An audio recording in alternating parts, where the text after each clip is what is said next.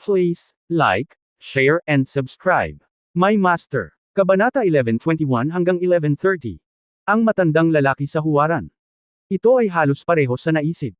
Sa pagdaragdag ng 5 elemento ng hayop, natapos ang labanan ng walang suspense. Isang first-turn earthly immortal, isang middle-stage tribulation cultivator, at isang early-stage tribulation cultivator lahat ay namatay sa labas ng Xingchen Gate Mountain Gate, o mas angkop na sabihin na sila ay namatay sa kamay ni Yang Yiu. Nang patayin niya ang cultivator sa middle-stage tribulation cultivator, hiniling ni Yang Yiu sa 5 elemento ng hayop na direktang hanapin ang kanyang kaluluwa at makuha ang impormasyong gusto niyang malaman. Ang unang pagliko sa lupa na walang kamatayan mula sa Lingtian Sword Sect ay tinawag na Jiang Debay, ang cultivator sa unang bahagi ng Tribulation Cultivator mula sa Liuli Sect ay tinawag na Fan Tianping, at ang matandang lalaki sa gitnang stage ng Tribulation Cultivator mula sa Hoyan Sect ay tinawag na Yu Chongsheng. Ang mga sekta na kinakatawan ng 3 taong ito ay ang pinakamakapangyarihan sa 5 sekta ng pangalawang antas. Sa pangkalahatan, ang Lingtian Sword Sect ang pinakamalakas. Sa kasamaang palad, ang makapangyarihang makalupang immortal na si Jiang Debay ay direktang pinatay ni Yang Yiu at ng 5 elementong hayop. Katulad nito, ang sitwasyon ng Hoyan Sect at Liuli Sect ay magkatulad. Matapos patayin ang 3 tao, sa pangkalahatan ay wala ng mga Panginoon sa kanilang mga sekta.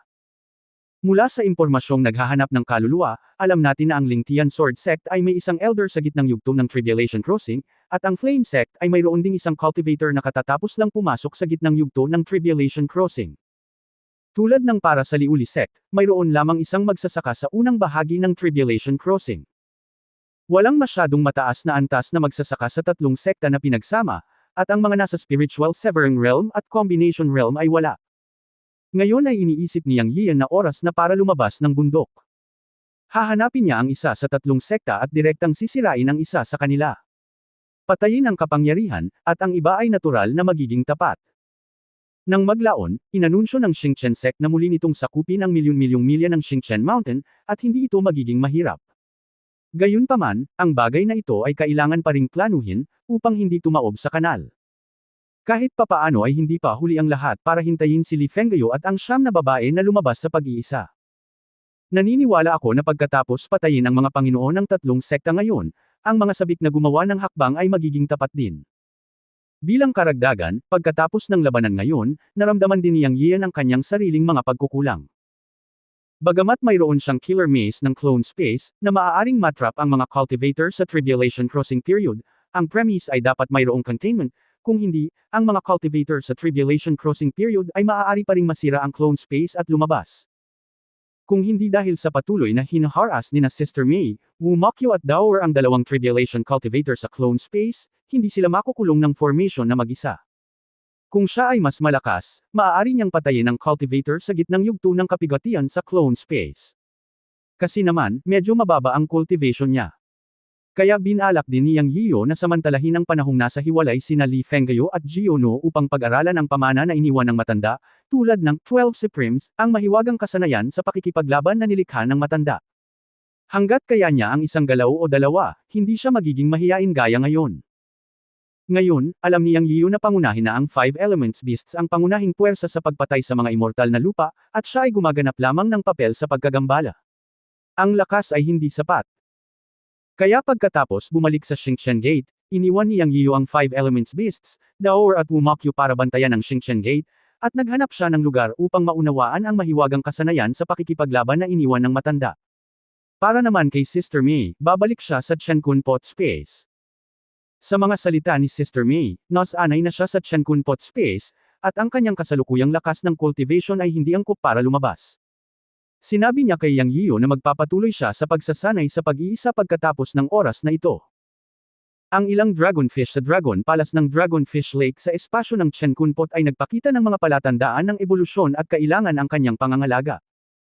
Ang balitang ito ay nagpasigla kay Yang Yiu, at isang larawan ang lumitaw sa kanyang isipan. Isang araw, 12 ng dragonfish sa Dragonfish Lake ang naging dragon at lumipad sa kalangitan. Matapos bumalik sa Xingchen Gate, direktang natagpuan ni Yang Yiu ang isang tuktok ng bundok ng Xingchen Gate, nakaupo na naka-cross-legged sa isang tahimik na lugar, at nagsimulang maunawaan ang mahiwagang kapangyarihan ng matanda na 12 Supremes. Matapos ipikit ang kanyang mga mata, lumitaw sa kanyang isipan ang mga mahiwagang sekreto ng 12 Supremes. Tiningnan ito ni Yang Yiyo ng paunti-unti. Lahat sila ay rune, ngunit naiintindihan ni Yang Yiyo ang kahulugan, ngunit hindi niya maintindihan ang kahulugan ng kaharian. Dahil ito ay masyadong komplikado at misteryoso. Hindi niya maiwasang sampe ng matanda sa kanyang puso. Ang iniwan niya para sa kanya ay simpleng makalangit na libro. What the hell na hindi niya maintindihan? Mayroong 12 mahiwagang kapangyarihan sa kabuuan. Binuksan niya ang una, ngunit naiintindihan lamang niya na ang pangalan ng unang mahiwagang kapangyarihan ay Vajra Supreme.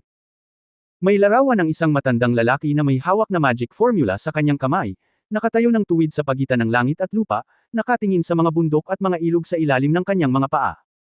Sa mata ng higanteng ito, hindi kasing taas niya ang mga bundok at ilog. Pinalibutan siya ng kulog at kidlat, at ang hangin at ulap ay dumagdag sa kanyang katawan, ngunit hindi nila siya matitinag, at siya ay hindi natitinag na parang bundok. Mula sa masining na konsepto ng pattern, mayroon talaga itong kahulugan ng Vajra Supreme. May isang uri ng lasa ng pagkasira ng lupa at pagkawasak ng mundo, ngunit ako pa rin. Ang pamamaraan ng pagsasanay ng hakbang na ito ay nagpabulag kay Yang Yiyo. Alam niya kung ano ang nakasulat sa pamamaraan ng pagsasanay, ngunit hindi niya maintindihan ang kahulugan. Nagsasanay ng mga mahiwagang kapangyarihan ngunit hindi binabago ang kahulugan ng pamamaraan ng pagsasanay, ang kaharian ay katumbas ng bulag. Kaya nalito si Yang Yiyo. Nais niyang sanayin ang unang galaw ng mahiwagang kapangyarihan ng 12 Supremo, Vajra Supreme, at kailangan niyang maunawaan ang kahulugan ng pamamaraan ng pagsasanay, kung hindi, hindi siya makakapagsimula sa lahat. Ngunit naramdaman ni Yang Yiyo na parang nagbabasa siya ng isang makalangit na libro kahit gaano pa niya ito tingnan, at hindi niya talaga maintindihan ang kahulugan ng pamamaraan ng pagsasanay. Ang mga bituin ay nahuhulog, ang universo ay bumabaligtad, ang dakilang daan ay walang hanggan. Ang pamamaraan ng pagsasanay ng Supreme Vajra ay ilang daang salita lamang. Matapos itong basahin ni Yang Yiyo, sinabi niya ng may malungkot na mukha, "Ikaw na matanda, hindi ka man lang nag-iwan ng anumang anotasyon.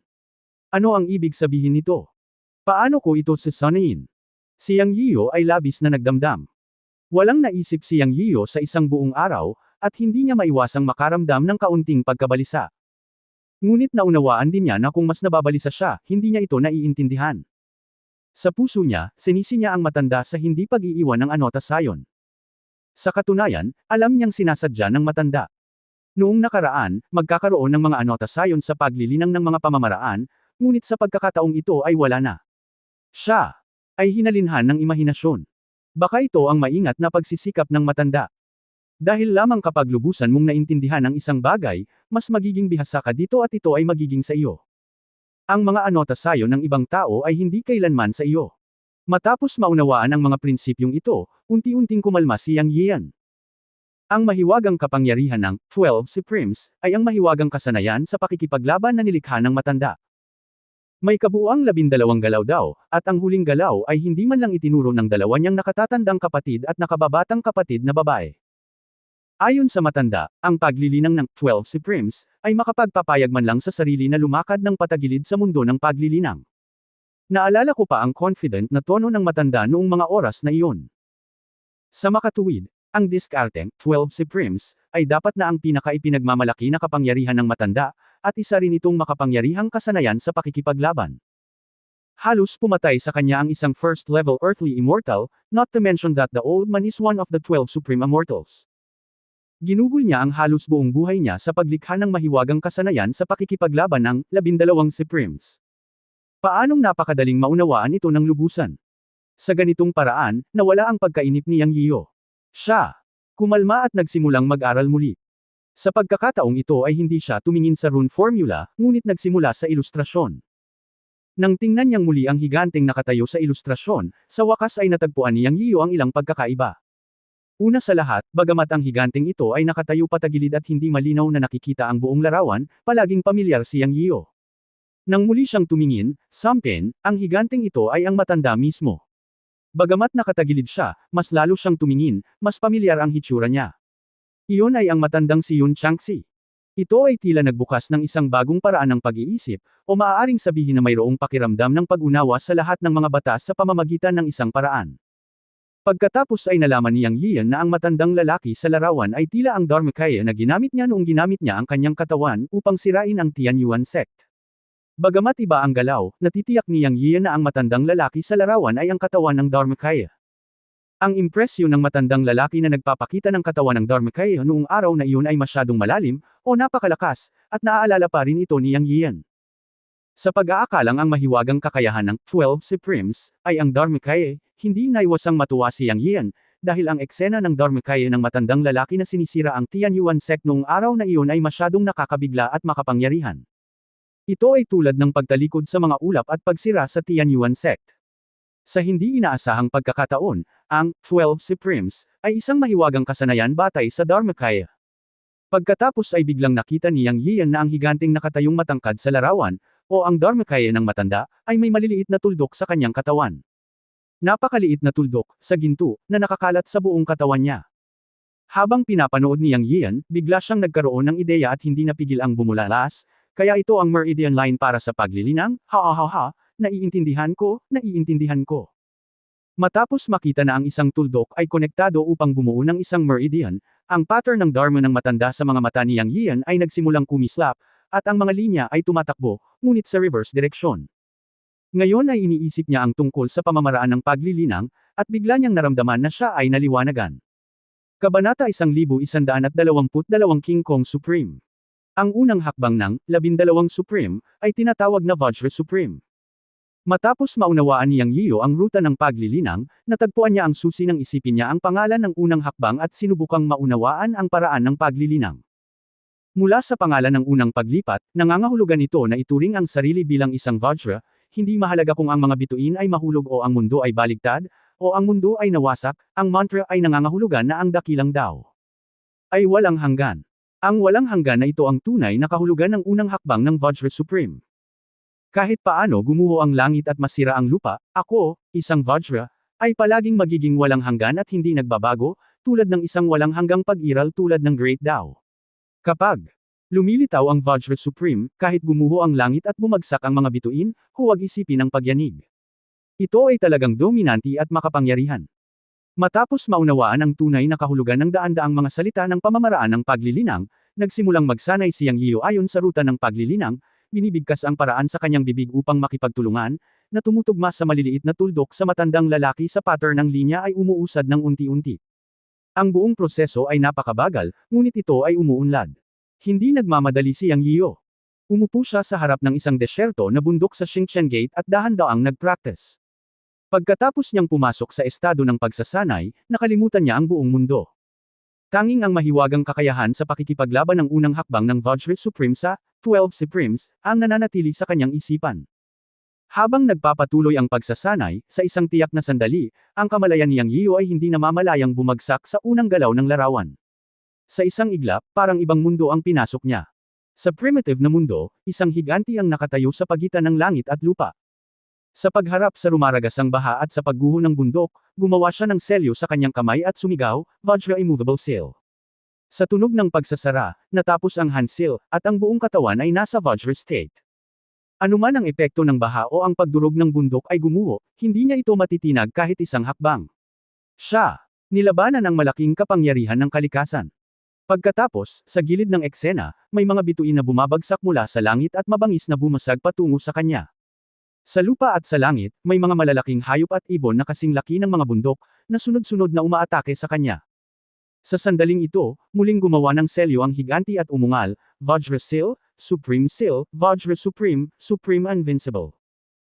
Ang selyo at ang mantra ay ginawa ng sabay-sabay, at pagkatapos ang higanting ito, o ang matandang lalaki sa imahe ng Dharma, ay sinuntok ang mga bituin na nahuhulog mula sa langit, at ang isang bituin ay sumabog na parang patay na puno o bulok na kahoy. Pagkatapos ay hinawakan niya ang umaataking mga ibon at hayop gamit ang isang kamay, at maaaring sumigaw o dinurog sila. Napakalakas noon. Ito ay talagang invincible posture. Pagkatapos noon, natapos na ang lahat, at ang kamalayan ni Yang Yiyo ay umatras din sa pattern world. Sa susunod na sandali, sa wakas ay natapos na niya ang huling hakbang ng kanyang ruta ng paglilinang. Pagkatapos ng isang mapurol, boom! Naramdaman ni Yang Yiyo na umangat ang kanyang katawan mula sa lupa at patuloy na tumangkad. Sa isang iglap, siya ay naging isang higanti na nakatayong matangkad at patayo, at ang kalahati ng kanyang baywang ay parang pumasok sa mga ulap. Kung tutuusin, kung mararamdaman mong mabuti, hindi kasing laki ng matandang lalaki sa pattern ng iyong taas, at lumaki lamang ito ng 30 metro. Pero para sa kanya, isa na siyang higanti. Lalo na sa sandaling ito, nakatayo pa rin siya sa tuktok ng bundok upang ituro, at pakiramdam niya ay isang higanti na. Nakatayong matangkad at tuwid. Yung Dharma. Tuwang-tuwa si Yang Yiyo. Nagtagumpay siya sa paglinang ng unang galaw ng mahiwagang kapangyarihan ng 12 Supreme Beings. Ang paglitaw ng yugto ng Dharma ay tanda ng matagumpay na paglilinang.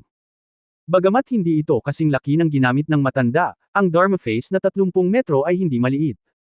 Isa na itong higanti para kay Yang Yiyo. Sa ikatlong buwan ng si Yang Yiyo ay nagtatanim sa tuktok ng bundok, lumabas si Li Fenggayo mula sa pag-urong. Matagumpay siyang nakapasok sa gitnang yugto ng Crossing Realm. Gusto niyang magulat sa Grandmaster Uncle sa lalong madaling panahon, ngunit nalaman niya mula sa Five Elements Beast na 3 buwan nang nililinang ni Yang Yiyo ang tuktok ng bundok. Naisip ni Li Fenggayo na maaari rin siyang maghintay, ngunit naghintay pa siya ng 3 buwan. Sa panahong ito, sunod-sunod na lumabas si Xiang Wuhuan at ang iba pang 9 na babae mula sa retreat. Gamit ang elixir ni Yang Yiyo, lahat sila ay nakapasok sa Great Perfection of the Spiritual Separation Realm, at sa ilalim ng pamumuno ni Xiang Waking, na nasa Combination Realm, nilinang nila ang 9-9 Returning to One Formation Method na itinuro ni Yang Yiyo. Masasabing ang kabuoang lakas ng buong Xingchen sect ay tumaas na ngayon ng malaking margin. Sa ika-6 na buwan ng pagmumuni-muni at paglilinang ni Yang Yiyo, isang dagandong ang sa wakas ay dumating mula sa tuktok ng bundok. Lahat ay nanunood mula sa ibaba ng bundok. Hindi hinayaan ni Li Fenggayo na may makagambala sa pagsasanay ni Yang Yiyo. Sa dagandong ng kidlat, nang tumangala ang lahat, nakita nila ang isang ginintoang liwanag sa tuktok ng bundok, at pagkatapos ay isang higanteng rosas mula sa lupa, nakatayong matangkad. Ito ba, Grandmaster? Si Xiang Wuhuan ang unang bumulalas. Wow! Anong uri ng mahiwagang kapangyarihan ito, Grandmaster? Paano siya naging higanti? Ito ba ay isang mahusay na mahiwagang kapangyarihan? Isa-isang bulalas ng 9 na babae. Maging ang Five Elements Beast at Li Fenggayo ay puno ng pagtataka. Malinaw na si Yang Yiyo ay gumagamit ng ilang uri ng mahiwagang kapangyarihan, ngunit hindi pa sila nakakita ng mahiwagang kapangyarihan na maaaring maging isang higanti. Nagulat ang lahat, ngunit pagkatapos ay lumitaw ang isang mas nakakagulat na eksena sa kanilang mga mata, at agad nilang itinuring si Yang Yiyo bilang isang Diyos. Narinig lamang ng lahat si Yang Yiyo, na naging higanti, na sumisigaw, Vajrasail. Sa pagbagsak ng mga salita, hinampas niya ang kanyang palad, at isang maliit na burol na 12-12 metro ang layo ay gumuho ng malakas. Kataas-taas ang selyo. Muling tumunog. Boom! Isang bundok ang ibinagsak ng higanteng si Yang Yiyo. Natigilan ang lahat mula sa sandaling ito. Isang bakas ng takot ang sumilay sa mga mata ng Five Elements Beast. Tumingin si Li Fenggayo sa nawasak na bundok. Tinanong niya sa kanyang sarili na sa kanyang kasalukuyang pagtatanim, maaari rin niyang sirain ang isang bundok, ngunit hindi ito magiging kasing dali ni Yang Yiyo. Si Wu Mokyo ay nakatayo sa likod ng karamihan, nakatingin sa higanteng Yang Yiyo sa tuktok ng bundok, ang kanyang mga mata ay puno ng pagmamahal. Isa-isang tiningnan ng 9 na babae si Yang Yiyo na may mga bituin sa kanilang mga mata. Sa mata ng lahat, ang dalawang pag-atake ni Yang Yiyo ay matatawag na banal na paraan, ngunit sa oras na ito, si Yang, na nakatayo sa tuktok ng bundok, ay bumantong hininga at umiling at sinabi sa kanyang sarili, 1,000,000 milya ang layo mula sa kapangyarihan ng matanda. Ang katawan ng Dharma ay 30 metro lamang, at ang mahiwagang kapangyarihan ng matandang lalaki ay talagang nakatayo, na may momentum ng milyon-milyong tao. Ang Vajrasail at ang Supreme Seal na ginamit niya ay hindi rin kasing lakas ng dating kasanayan ng paglubog sa Pattern World, na sumire sa isang maliit na burol. Gayunpaman, kapag ginamit ang imahe ng Dharma ng matanda, ito ay tunay na nakakasira ng lupa. Gayunpaman, gumalaw ang isip ni Yang Yiyan at bumalik sa normal ang kanyang katawan. Hindi na siya nakatali. Natural na alam niyang hindi niya matatalo ang matanda. Naramdaman niya na ang kapangyarihan ng imahe ng Dharma o ang pattern na ginamit ng matanda ay napakakul, at iyon ang tunay na lakas. Ngunit alam din niya na siya ay isang maliit na perpekto lamang ng kaharian ng paghihiwalay ng mga espiritu ngayon. Napakabuti na makultivate ang unang hakbang ng Vajra Supreme sa 12 Supremes. Sa pagtingin sa burol at isang maliit na taluktok na winasak niya sa malayo, alam ni Yang Yiyan na ang kanyang lakas ay tumaas ng higit sa 10 beses, at dapat siyang masiyahan. Pagkatapos ng lahat, habang ang kanyang antas ng paglilinang ay bumuti sa hinaharap, ang kapangyarihan ng mahiwagang kapangyarihan ng Vajra Supreme ay tataas din. Ito ay simula pa lamang, ito ang tunay na dakilang mahiwagang kapangyarihan. Bagamat isang galaw lang ng 12 Supremes, ang nalinang niya, nakita na ni Yang Yiyo ang kapangyarihan ng sariling likhang kapangyarihan ng matanda. Ito ay simpleng hindi maisip para sa kanya. Puno rin siya ng expectation sa susunod na 11 galaw. Naniniwala siya na magkakaroon ng mga mahiwagang kapangyarihan na lumalaban sa langit. Ngayon ay naniniwala na siya sa mga salita ng matanda na ang pagsasanay ng ilang mga galaw ay magbibigay daan sa kanya upang dominahin ang mundo ng paglilinang. Ito ay talagang isang hindi magagapi na mahiwagang kapangyarihan. Ang Supreme Vajra ay may 3 seal sa kabuuan. Ang Vajra Immovable Seal ay para sa depensa, at ang sumusunod na Vajra Seal at Supreme Seal ay parehong para sa pag-atake. Ang Defensive Seal ay hindi pa nasusubok, ngunit hindi ito dapat maging masama. Ang kapangyarihan ng Vajra Seal at Supreme Seal ay naipakita. Sa kanyang kasalukuyang paglilinang ng Great Perfection of the Spiritual Seal, maaabot nito ang kapangyarihan ng Tribulation Stage kapag ginamit ito. Si Yang Yiyo ay nasiyahan na. Kung ay dadagdag ang clone space, naniniwala si Yang Yiyo na kung haharapin niya ang mga cultivator ng level ni na Fan Tianping at Yu Chongsheng sa gitna at maagang yugto ng Tribulation Stage, kaya niyang patayin sila ng mag-isa. Siya ay lubos na nasisiyahan sa mahiwagang kapangyarihan ng 12 Supremo na iniwan ng matanda, na iniisip sa kanyang sarili, sa mahiwagang kapangyarihang ito, kung magsasanay ka ng 3 o 5 galaw, maaari kang pumunta sa malawak na mundo ng paglilinang.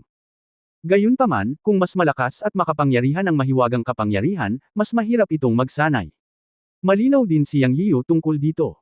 Bagamat inaasahan ni Yang Yiyo ang pagsasanay ng 12 Supremes, hindi siya sakam na magsanay ngayon. Naiintindihan pa rin niya ang prinsipyo na mas maraming plema ang hindi nabubulok.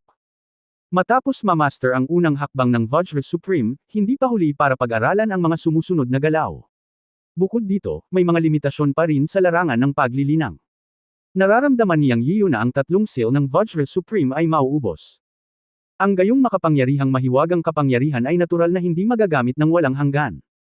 Magagamit lang niya ang killer sa kaliwa at kanan para atakihin ang kalaban ng hindi inaasahan.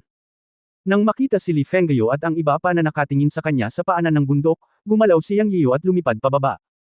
Sa pagkalkula ng oras, 6 na buwan na ang nakalipas mula nang mag-practice siya, at oras na para ipakita ni Xing Chenman ang kanyang espada. Kabanata 1123 lumabas ka at sumuko o ikaw ang magdurusa sa kahihinatnan. May isang bundok na tinatawag na Lingjian Mountain sa timog silangan ng Xingchen City, 3,000 milya ang layo. Lingjian Mountain ay kung saan matatagpuan ang Lingtian Sword Sect. Ang unang hinto ni Yang Yiyo ay ang Lingtian Sword Sect, dahil sa 5 second-rate na sect, ang Lingtian Sword Sect ang pinakamalakas at maraming master. Siyempre, isa na lang master ang natitira sa gitnang yugto ng Tribulation.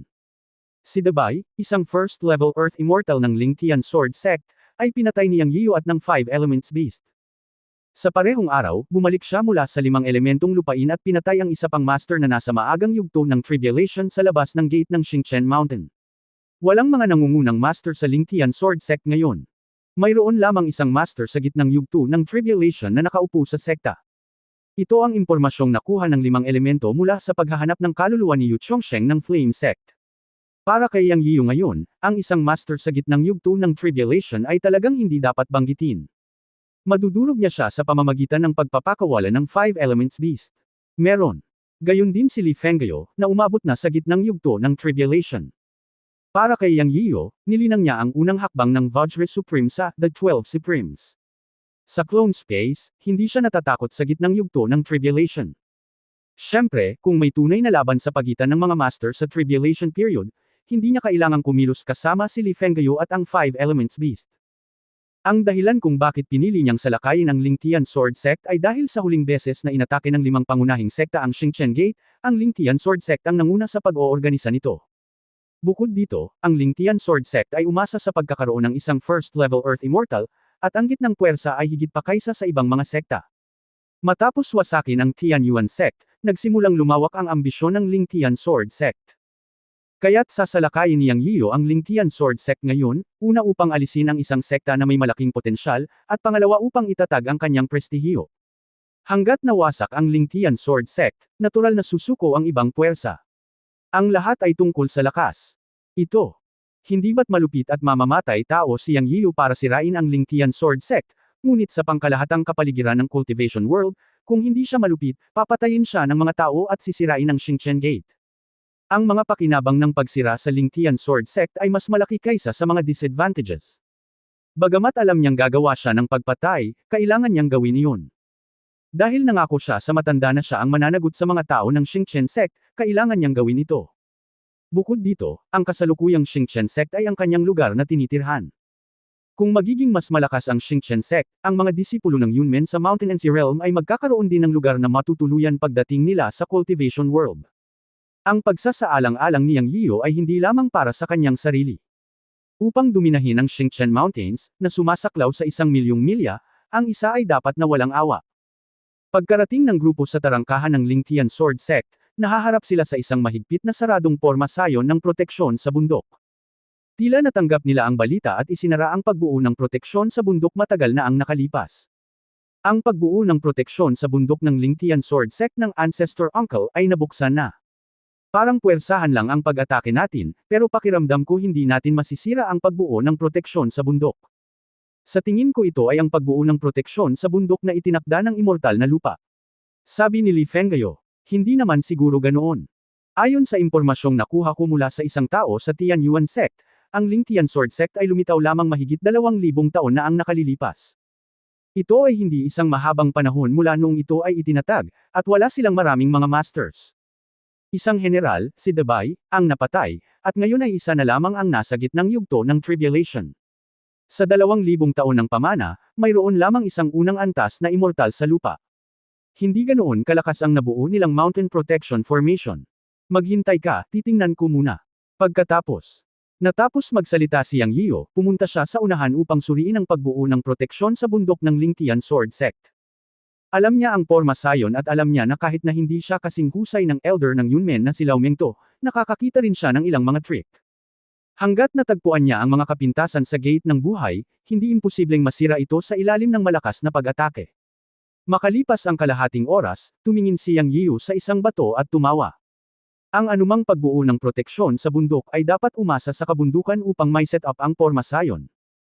Ang lahat ng damo at bundok na lupain ay maaaring isama sa pagbuo. Nag-check siya ng kalahating oras at sa wakas ay nakita niya ang mga depekto ng gate ng bundok ng Lingtian Sword Sect, o isang mahinang punto. Hanggat itinuon nila ang kanilang lakas sa pag-atake, ang pagbuo ng proteksyon sa bundok ay masisira. Ang Lingtian Sword Sect ay isa lamang pangalawang rate na sekta na may pamana ng higit sa 2,000 taon. Hindi ito isang sinaunang pamana, ngunit wala itong ancestral formation ng Xingqian Sect, kaya natural itong may mga kahinaan. Pag-atres, sumigaw si Yang Yiyo sa tarangkahan ng bundok ng Lingtian Sword Sect, Lingtian Sword Sect, makinig, bibigyan kita ng isang stick ng insenso upang mabuksan ang gate ng bundok at sumuko, kung hindi, ikaw ang magdadala ng kahihinatnan. Pinakamabuting gumamit ng courtesy bago puwersa, o manalo ng hindi lumaban, kaya handa pa rin siyang nabigyan ng pagkakataon ng Lingtian Sword Sect. Matapos isigaw ang mga salita, pagkaraan ng 1 o 2 minuto, isang mapang-abusong matandang boses ang tumunog sa pagbuo ng proteksyon ng bundok ng Lingtian Sword Sect, Humph, anak, huwag kang masyadong madaldal. Ikaw Xingqian Sect ang pumatay sa aking mga disipulo ng Lingtian Sword Sect. Ang puot na ito ay hindi mapagkakasundo. Gusto mong lumabas tayo at sumuko. Haha, panaginip, pasok ka kung may lakas ka ng loob. Ang mga tao sa pagbuo ng proteksyon sa bundok ay halatang walang takot at hindi inisip na masisira ni Yang Yiyo at ng iba pa ang pagbuo ng proteksyon sa bundok ng Lingtian Sword Sect. Sa pagbuo ng proteksyon sa bundok ng Lingtian Sword Sect, pinangunahan ng elder ng sekta na si Hao Wuchang ang higit sa 120 katao sa Lingtian Sword Sect na nasa itaas ng spiritual realm na maghintay sa isang mapagbantay na porma sayon. Sa kanyang puso, talagang nag-aalala siya na hindi masira ni Yang Yiyan at ng iba pa ang pagbuo ng proteksyon sa bundok, dahil ang pagbuo ng proteksyon sa bundok ng Lingtian Sword Sect ay itinayo ng pangalawang antas na immortal na lupa na inimbitahan ng ninuno noong itinatag ang sekta. Sa pamamagitan ng pagbuo ng proteksyon sa bundok, malinaw na nakita ni Hao Wuchang ang paglilinang ni Yang Yiyan at ng iba pa. Isang babae lamang ang nasa antas ng middle level na sandata para sa kapigatian, isang demonyong hayop ang may aura ng maagang yugto ng kapigatian, at ang binata na sumigaw ay nasa antas lamang ng isang mahusay na kasakdalan ng spiritual realm. Sa 9 na babae, isa lang ang nasa level ng combination realm, at ang iba ay nasa spiritual realm. Sa sobrang lakas, hindi maisip ni Hao Wuchang kung paano nila na-atake ang Lingtian Sword Sect. Paano mapugutan ng ulo si Debay ng isang nakatatandang kapatid na lalaki na isang unang antas sa lupa na walang kamatayan? Naisip ni Hao Wuchang na kailangang may mga Panginoon sa likod o lihim sa likod ng mga tao ng Xingqian Sect, para hindi siya malinlang at buksan ang gate ng bundok para umalis. Dahil ipinadala ni Senior Brother Dix Ian si Debay sa Xingqianmen upang mag-higanti 6 na buwan na ang nakakaraan at hindi na bumalik, napagpasyahan ni Hao Wuchang na may mga master ang Xing Chenmen at inaasahan na babalik si Xing Chenmen upang magdulot ng gulo, kaya ang pagbuo ng proteksyon sa bundok ay binuksan at selyado 6 na buwan na ang nakakaraan.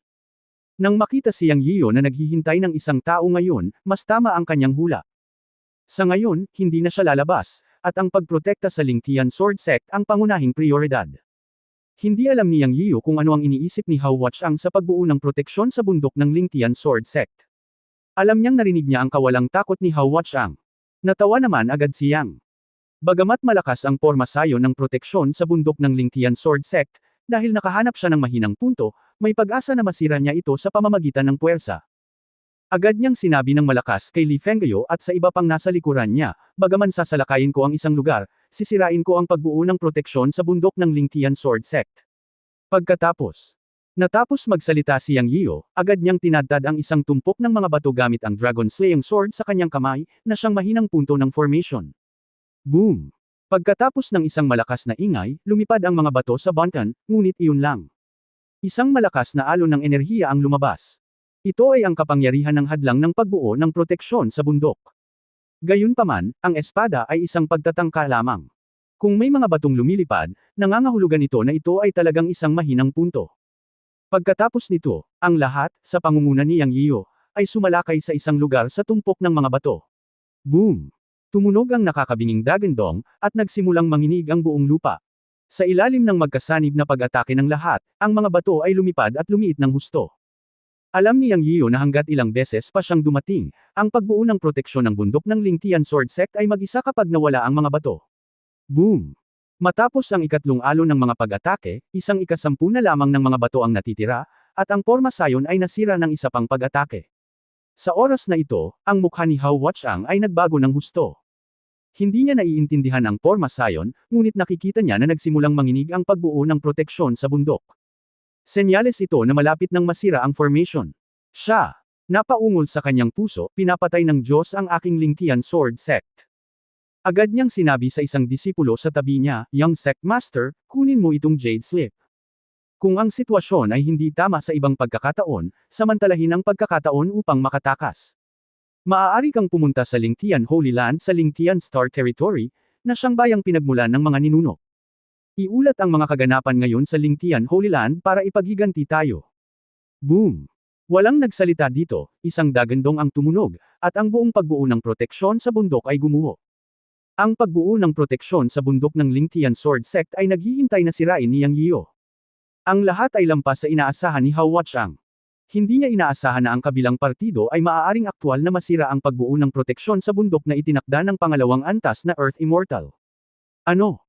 Hindi alam ni Hao Wuchang na naiintindihan ni Yang Yiyo ang paraan ng mga pormasayon, at kahit na ito ay isang pormasayon na itinayo ng pangalawang antas na Earth Immortal, hanggat hindi ito isang pormasayon na itinayo ng isang Formation Master, ito ay hindi isang malakas na pormasayon, maaari itong masira. Let's go! Sa sandaling masira ang formation, itinulak ni Hao Wuchang ang Young Master ng Lingtian Sword Sect sa maagang yugto. Ang kanilang matandang Panginoon ay pinatay ng unang magkaisa ang 5 pangunahing sekta upang bumuo ng Xingchen Sect. Siya ay isang magsasaka sa unang bahagi ng kapigatian. Ngayon alam na rin ni Hao Wuchang na protektahan ang Young Master. Alam niya na kung masisira ng mga tao ng Xingchen Sect ang Mountain Protection Formation, tiyak na papatayin nila sila, kaya hiniling niya sa Young Master na maging handa na tumakas anumang oras. Ungol, dagandong, guro, haharapin ko ang matandang lalaki sa gitnang yugto ng kapigatian. Sa sandaling ito, tumingala si Hao Wuchang at nakita ang isang halimaw na may 5 kulay na liwanag sa buong katawan nito na sumusugod sa kanya. Sa likod ng halimaw ay nakatayo ang isang maputing buhok na binata, na siyang sumigaw sa labas ng Mountain Protection Formation kanina. Kabanata 1124 na hubad na banta. Hindi masyadong pinansin ni Hao Wuchang ang lumilipad na halimaw. Sa isang kislap ng liwanag sa kanyang kamay, bigla siyang naglaslas gamit ang isang sinaunang espada. Sa halip, binigyang pansin niya ang kanyang paligid, dahil sa kanyang puso ay palagi siyang naniniwala na may mga master sa West Star Sect ng palihim, at hindi niya masyadong pinapansin ang lumilipad na tao at hayop. Kaya si Hao Wuchang ay nakatadhana na maging trahedya sa susunod na segundo. Tuwang-tuwa si Yang Yiyo sa kahilingan ng 5 Elements Beast na makipag-away. Tumanggaw siya sa 5 Elements Beast at sinenyasan siyang bumaba at lutisin ito. Ang isang cultivator sa gitnang yugto ng kapigatian ay walang pressure sa 5 Elements Beast. Lumipad si Yang Yiu mula sa likuran ng Five Elements Beast. Nakaharap niya ang maraming cultivator sa spiritual realm at combination realm ng Lingtian Sword Sect. Ang siyam na clone formation ay na-deploy, na sumasakop sa karamihan ng mga tao ng Lingtian Sword Sect. Nagsimula ang laban na walang suspense. Sa kabilang panig, pinangunahan ni Xiang Waking si Xiang Wuhuan at 8 iba pang mga tao upang isagawa ang 9-9 return formation. Matapos magsanib puwersa ang siyam na tao, kasama ang pormasayon na nabuo ng 5 pangunahing pagkakatawang tao ni Xiang Wuhuan at ng 8 babae, sa ilalim ng pamumuno ni Xiang Waking, ito ay naging massacre. Walang natira pang master sa Lingtian Sword Sect.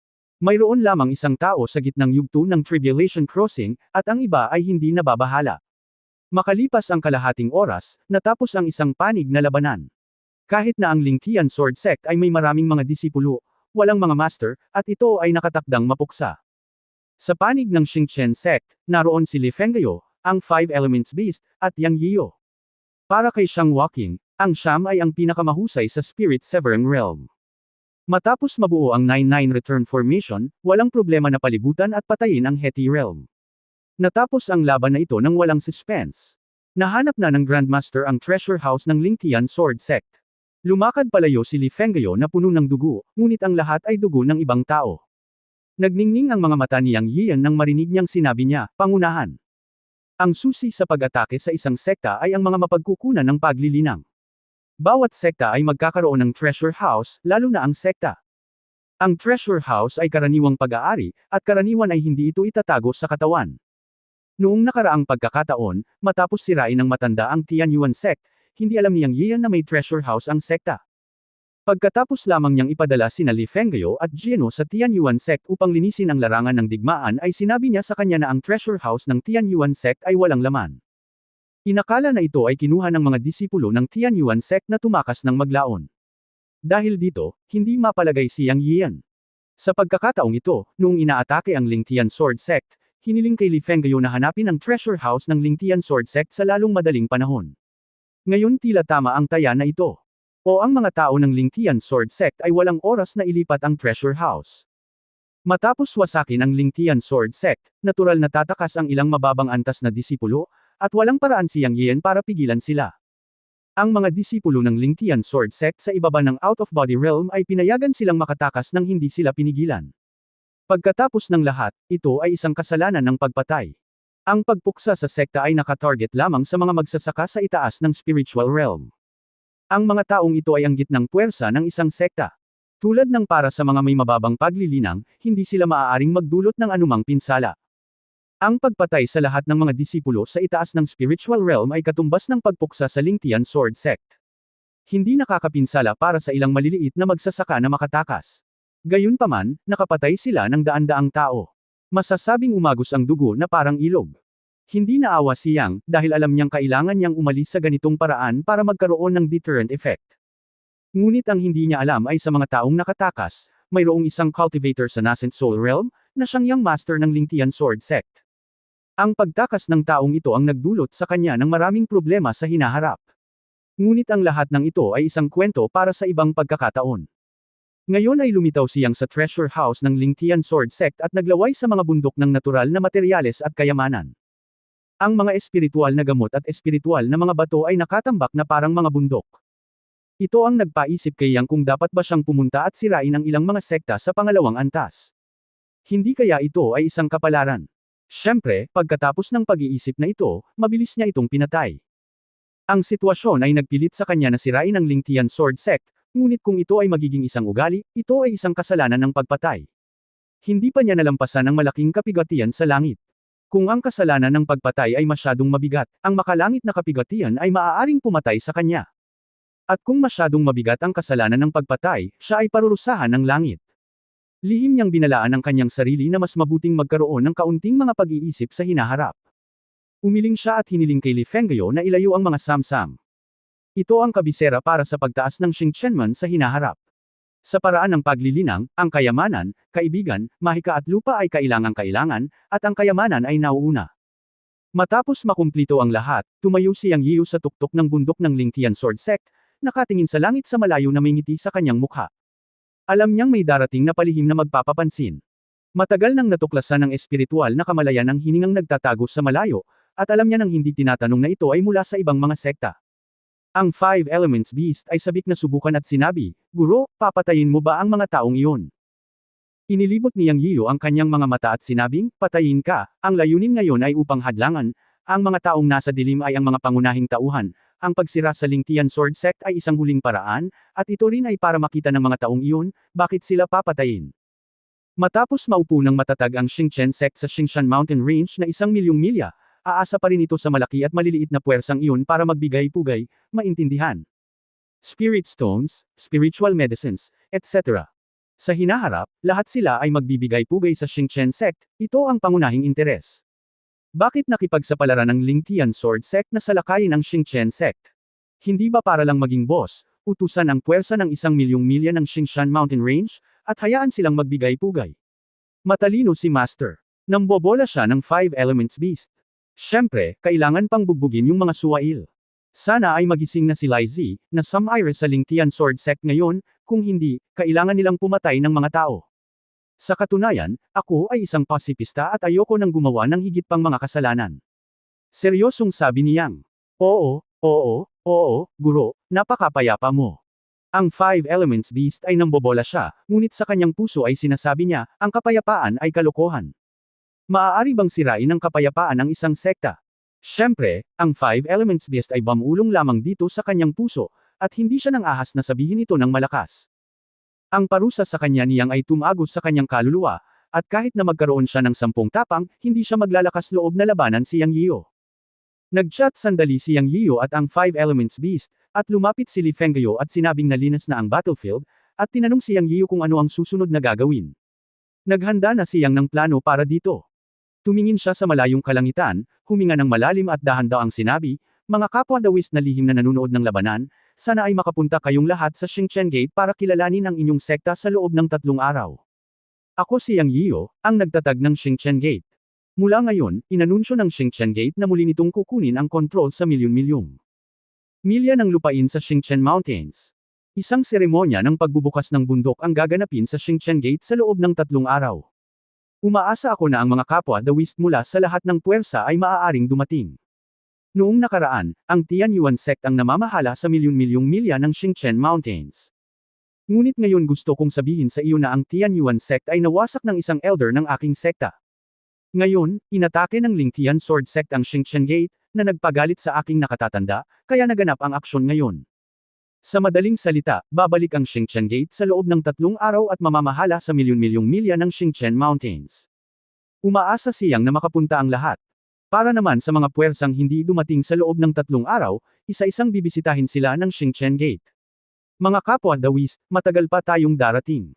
Column. Ito ay isang banta mula kay Yang. Nang marinig ng mga tao sa paligid ng Lingtian Sword Sect ang sinabi ni Yang, nagsimulang umawang ang kanilang mga bibig, ngunit sino ang nang-ahas na tumanggi? Hindi mo ba narinig ang sinabi nila? May isang Master Sect. Anong sekta ng Panginoon? Ang sekta ng Master sa likod ng Xingchen Gate. Bago ang Tianyuan Sect, ang Xingchen Gate ang pinuno ng lupain ng Xingchen Mountain Range, na may mahabang kasaysayan. Ngayon ay lumitaw ang isang Master level na tao. Kung mayroong Master Sect, ito ay dapat na Master Sect ng Xingchen Gate. Kung iniisip ito, sino ang hindi maglalakas loob na pumunta sa loob ng 3 araw? Hindi mo ba narinig na sinabi ni Yang Yiyo na kung hindi ka pupunta, isa-isa kang bibisitahin ng Xingchen Gate? Paano bisitahin? Lingtian Sword Sect ang magiging huwaran sa oras na iyon. Ngayon ang lahat ng puwersang nanunood ng labanan ay lihim na kinabahan at nagsimulang mag-isip kung pupunta sa Xingchen Gate para makadaong sa loob ng 3 araw. Pagkatapos magbanta ni Yang Yiyo, anuman ang iniisip ng mga taong ito, kinuha niya ang Five Elements Beast at lumipad sa kalangitan kasama ang isang grupo ng mga kababaihan mula sa Xingchen Gate. Ang susunod na target ay ang City of Stars. After shocking those sects, the Star City is the focus, kasi may teleportation array sa Star City, and people coming and going from the south and the north have to go through the teleportation array in the Star City. Ito ay isang pang-ekonomiyang linya ng buhay. Narinig ko mula kay Li Fenggayo na ang Star City at ang teleportation array ay orihinal na binuo ng Star Sect. Ang Star Sect ay palaging namumuno sa Star City hanggang sa ito ay sakupin ng Tianyuan Sect 5,000 taon na ang nakalilipas. Katulad nito, ang mga sunod-sunod na City Lords ng Star City ay pawang mula sa Star Sect. Matagal na silang isang malaking pamilya sa Star City, pangalawa lamang sa mga sekta, at kahit na hindi mas masahol pa sa ilang mga sekta sa pangalawang antas. To put it bluntly, sila ay katumbas ng mga alipin ng pamilya ng Star Sect. Ngunit nagbago ang mga panahon. Ang pamilyang Li ng City Lord's Mansion ay sumuko sa Tianyuan Sect 5,000 taon na ang nakalilipas. Ngayong nawasak na ang Tianyuan Sect, ang saloobin ng pamilya Li ay isang napakahalagang isyu. Kabanata 1125 City Lord Mansion Li Family. Ang mansyon ayon kay Li Fenggayo, ang kasalukuyang pamilyang Li ay naging isang mayamang pamilya, o isang negosyante, na nagmamalasakit lamang sa kita at maaaring walang pakialam sa mga lumang damdamin. Natatakot ako na ang pamilya Li ay iba sa nakaraan at hindi same time na magpapasakop sa Xingchen Sect. Ayon sa espekulasyon ni Li Fenggayo at sa impormasyong kanyang inusisa, ang mga ninuno ng pamilyang Li ay talagang mga disipulo ng Xingchen Sect. Matapos itatag ng Xingchen Sect ang Xingchen City, itinatag nito ang City Lord's Mansion upang pamahalaan ang operasyon ng Xingchen City, o upang kontrolin ang teleportation array, at ipinadala ang mga ninuno ng pamilyang Li upang manirahan sa City Lord's Mansion. Kaya't ang pamilyang Li ay may mahabang pamana tulad ng Xingchen Gate, at ikinalat ang mga sangay nito sa Xingchen City at naging pinakamalaking pamilya. Nang salakayin ng Tianyuan Sect ang Xingchen Gate, ang pamilya Li ay hindi nagpadala ng sinuman, ngunit kalaunan ay sumuko sa Tianyuan Sect at ibinigay ang taunang pagkilala sa Tianyuan Sect. O masasabing cooperation agreement. Sinabi ni Li Fenggayo, ang natutunan ko ay ang pinuno ng pamilyang Li at ang Tianyuan Sect ay nagkasundo libo-libong taon na ang nakalilipas na ang kita ng Star City ay hatiin sa kalahati sa Tianyuan Sect, kaya hindi nag-away ang dalawang panig. Ano? Ang gusto ng Tianyuan Sect noon ay ang naghaharing kapangyarihan, habang ang pamilyang Li ay naghahangad ng pera. Noong nakaraan, sa panahon ng Stargate, ang pamilya Li ay isang subordinate ng Stargate. Ang 80% ng kita ng Star City ay napunta sa Stargate, at ang natitirang 20% ay naiwan sa pamilya Li. Matapos salakayin ng Tianyuan Sect ang Stargate at manalo, narinig na ang Tianyuan Sect ay ayaw makipag-away sa pamilya Li, dahil kung tutuusin, ang pamilyang Li ay nagpapatakbo ng Star City sa loob ng 10,000 taon at malalim ang pinag-ugatan. Bukod dito, ang pamamahala sa lungsod ay nangangailangan din ng mga propesyonal na talento, kaya naman sumuko ang pamilya Li sa Tianyuan Sect sa Star City. Yuanzang, ang bulong-bulungan na ang mga kita ay hahatiin sa kalahati. Gayunpaman, ang tsismis na ito ngayon ay tila totoo. Pagkatapos ng lahat, ito ay isang bagay ng interes. Mukhang hindi madali para sa Grandmaster na isuko ang pamilya Li. Sa tingin ko, hindi ibibigay ng pamilyang Li ang karapatan sa Star City Teleportation Array. Sumimangot si Yang Yiyu at sinabing, sa mundo ng paglilinang, ang lungsod ay maaaring itayo muli pagkatapos itong wasakin, ngunit hindi makatutuhanang hindi gumawa ng teleportation array. Bilang isang first-class na sekta, kung wala itong karapatang mag-teleport, ito ay katumbas ng walang cultivation resources at walang boses. Dapat ibalik ang teleportation array, kung hindi ay magiging biro ang pagbabalik ng Stargate pagkatapos ng 5,000 taon. Ano ang kalagayan ng pamilya Li? Nagtanong ka na ba tungkol dito? Tanong ni Yang Yiyu. Li. Nag-isip sandali si Fenggayo at nagtanong, ang kasalukuyang pinuno ng pamilyang Li, si Li Tianyan, ay isang magsasaka sa gitnang yugto ng kapigatian, ngunit hindi siya natatakot. Narinig ko na ang pamilya Li ay pribadong nagpalaki ng maraming nakakalat na magsasaka upang sumamba, at bawat isa sa kanila ay makapangyarihan, ngunit ang partikular na sitwasyon ay hindi malinaw. Naisip ni Yang Yiyu na maaaring totoo ang balitang ito. Kinokontrol ng pamilyang Li ang teleportation array at ang Panginoon ng isang lungsod. Normal na magkaroon ng sapat na mga espiritong bato upang mag-imbita ng pagsamba. Kahit ano pa, kailangan nating makuha ang teleportation array. Tara na sa Star City para tingnan ang sitwasyon. Kung madaling kausap ang pamilya Li, hayaan silang magpatuloy sa pamamahala sa Star City. Kung hindi nila naaalala ang dating pagkakaibigan, ituring na lang ito bilang isang espiritual na pintuan. Sabi ni Yang Yian sa malalim na boses. Li. Sinabi ni Fenggayo na may kaunting pag-aalala, Grandmaster, medyo nag-aalala pa rin ako. Ang pamilyang Li ay malinaw na isang disipulo mula sa Star Sect, ngunit hindi inalis ng Tianyuan Sect ang pamilyang Li noon. Maaaring hindi ito simple. Ito ay hindi lamang isang relasyon ng interes kung paano ito tunog. Dapat tayong mag-ingat. Well, paano ito? Dalhin mo ang iba na darating mamaya, at pupunta ako sa Star City para tuklasin muna ang ilalim ng pamilya Li, at pagkatapos ay gagawa ng desisyon. Kung talagang hindi alam ng pamilya Li ang pangkalahatang sitwasyon, hindi kami natatakot. Pagkatapos mag-isip tungkol dito, nagpasya si Yang Yian na pumunta muna sa Star City. Masyadong kapansin-pansin na kasama si Li Fenggayo at ang iba pa. Oo, Grandmaster, mag-ingat ka. Hindi tumutol si Li Fenggayo. Alam na niya ngayon ang mga pamamaraan ng Grandmaster na ito. Iniwan ni Yang Yian ang Five Elements Beast upang sundan si Li Fengyo, at direktang lumipad siya sa Star City gamit ang kanyang espada. Makalipas ang 3 oras, dumating si Yang Yian sa City of Stars. Ito ang kanyang pangalawang pagbisita. Ang unang pagkakataon ay pagkarating niya mula sa Mountain and Sea Realm. Kinuha niya ang teleportation array mula sa Northland Pond patungo sa unang lungsod sa Cultivation Realm, kung saan nagkaroon siya ng conflict kay Zhuang Bifang ng Tianyuan sect. Makalipas ang mahigit 1 taon, muling dumating si Yang Yian sa City of Stars, ngunit dumating siya bilang may-ari. Siyempre, nominal owner na lang siya ngayon. Kung siya ay maaaring maging may-ari at bawiin ang mga karapatan ng City of Stars ay depende sa ugali ng pamilya Li, ang City Lord's Mansion. Gayunpaman, dahil nagawa na ni Yang Yian, kailangan niyang makuha ito. Ngunit hindi siya isang walang ingat na tao. Tulad ng sinabi ni Li Fengyo, ang pamilya Li ay nag-ooperate sa City of Stars sa loob ng 10,000 taon. Ang pinagmula ng mana ay kapareho ng sa Stargate. Bilang karagdagan, sila ang namamahala sa hanay ng mana. Ang pagkakaroon ng malaking bilang ng mga Spirit Stone ay isang malaking kayamanan. Ang prinsipyo na ginagawa ng pera ang paggawa ng Diablo ay naaangkop din sa mundo ng paglilinang.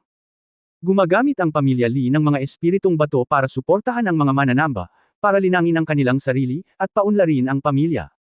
Hindi sila dapat minamaliit. Bukod dito, ang pamilyang Li ay orihinal na isang disipulo mula sa Xingchen sect. Gayunpaman, matapos salakayin ng Tianyuan sect ang Xingchen sect 5,000 taon na ang nakalilipas, hindi nila pinalitan ang pamilya Li, ngunit hinayaan ang pamilya Li na magpatuloy sa pamamahala sa Xingchen City. Sa katunayan, hindi masyadong mahirap sabihin na ito ay isang simpleng pagbabahagi lamang ng mga kita tulad ng sabi-sabi. Malamang na mas marami ang mga master sa pamilya Li. Ito ay mas magandang makita ng sarili mong mga mata, para hindi tumaob sa kanal. Ang mga bantay ng Xingchen City ay kapareho ng mga nasa Mountain and Sea Realm, at sila rin ay mga sundalo na nakasuot ng armor, ngunit nakita ni Yang Yiu na ang pinakamababang antas ng cultivation ay isa ring cultivator sa Divine Realm, at ang pinuno ay isang cultivator lamang sa Fusion Realm. Walang sagabal noong umalis siya sa lungsod noong nakaraan, at hindi niya ito pinansin. Sa pagkakataong ito ay dumating siya upang tingnan ito, ngunit hindi niya maiwasang mamangha. Ang mga sundalong nagbabantay sa tarangkahan ng lungsod ay pawang isang pangkat ng 20 magsasaka.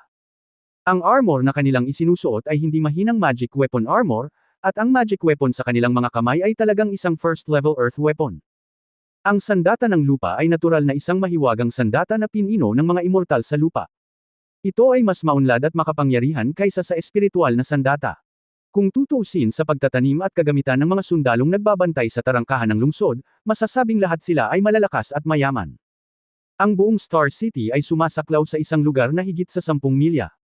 Ayon sa 4 na pintuan ng lungsod sa Timog Silangan, Hilagang Kanluran, at Hilagang Silangan, mayroon ng 80 sundalo. Bukod dito, ang bawat isa sa kanila ay may hawak na sandata sa lupa at nakasuot ng baluti. Sa gayong lakas, ang mga ordinaryong magsasaka ay hindi nang ahas na kumilos ng padalos-dalos. Sa kasabihan, ang isang sulyap sa buong leopardo ay makikita mula sa isang maliit na bahagi. Mula sa mga sundalong ito na nagbabantay sa gate ng lungsod, mahihinuhang hindi simple ang pamilya Li. Ang mga sundalong nagbabantay sa tarangkahan ng lungsod ay hindi bababa sa mga magsasaka sa larangan ng kaguluhan. May isip kung anong uri ng pag-iral ang City Lord's Mansion at ang City Lord's Mansion na mga handog. Si Yang Yiu ay medyo marangal, ngunit nagpatuloy siya sa paglalakad ng hindi nakikinig. Pagdating sa tarangkahan ng lungsod, pinigilan sila ng mga sundalo at hiniling sa kanila na magbayad ng middle grade Spirit Stone bago sila makapasok sa lungsod. Ang isang middle grade na Spirit Stone ay maaaring hindi gaanong, ngunit ito ay hindi isang maliit na halaga kapag kinakalkula sa paglipas ng mga taon. Nakita ni Yang Yiu ang isang malaking daloy ng mga tao, humigit kumulang 100 tao ang papasok sa lungsod sa loob ng kalahating oras, at ang mga nagdala ng mga bundok ay kailangan ding magbayad ng isang middle grade na Spirit Stone.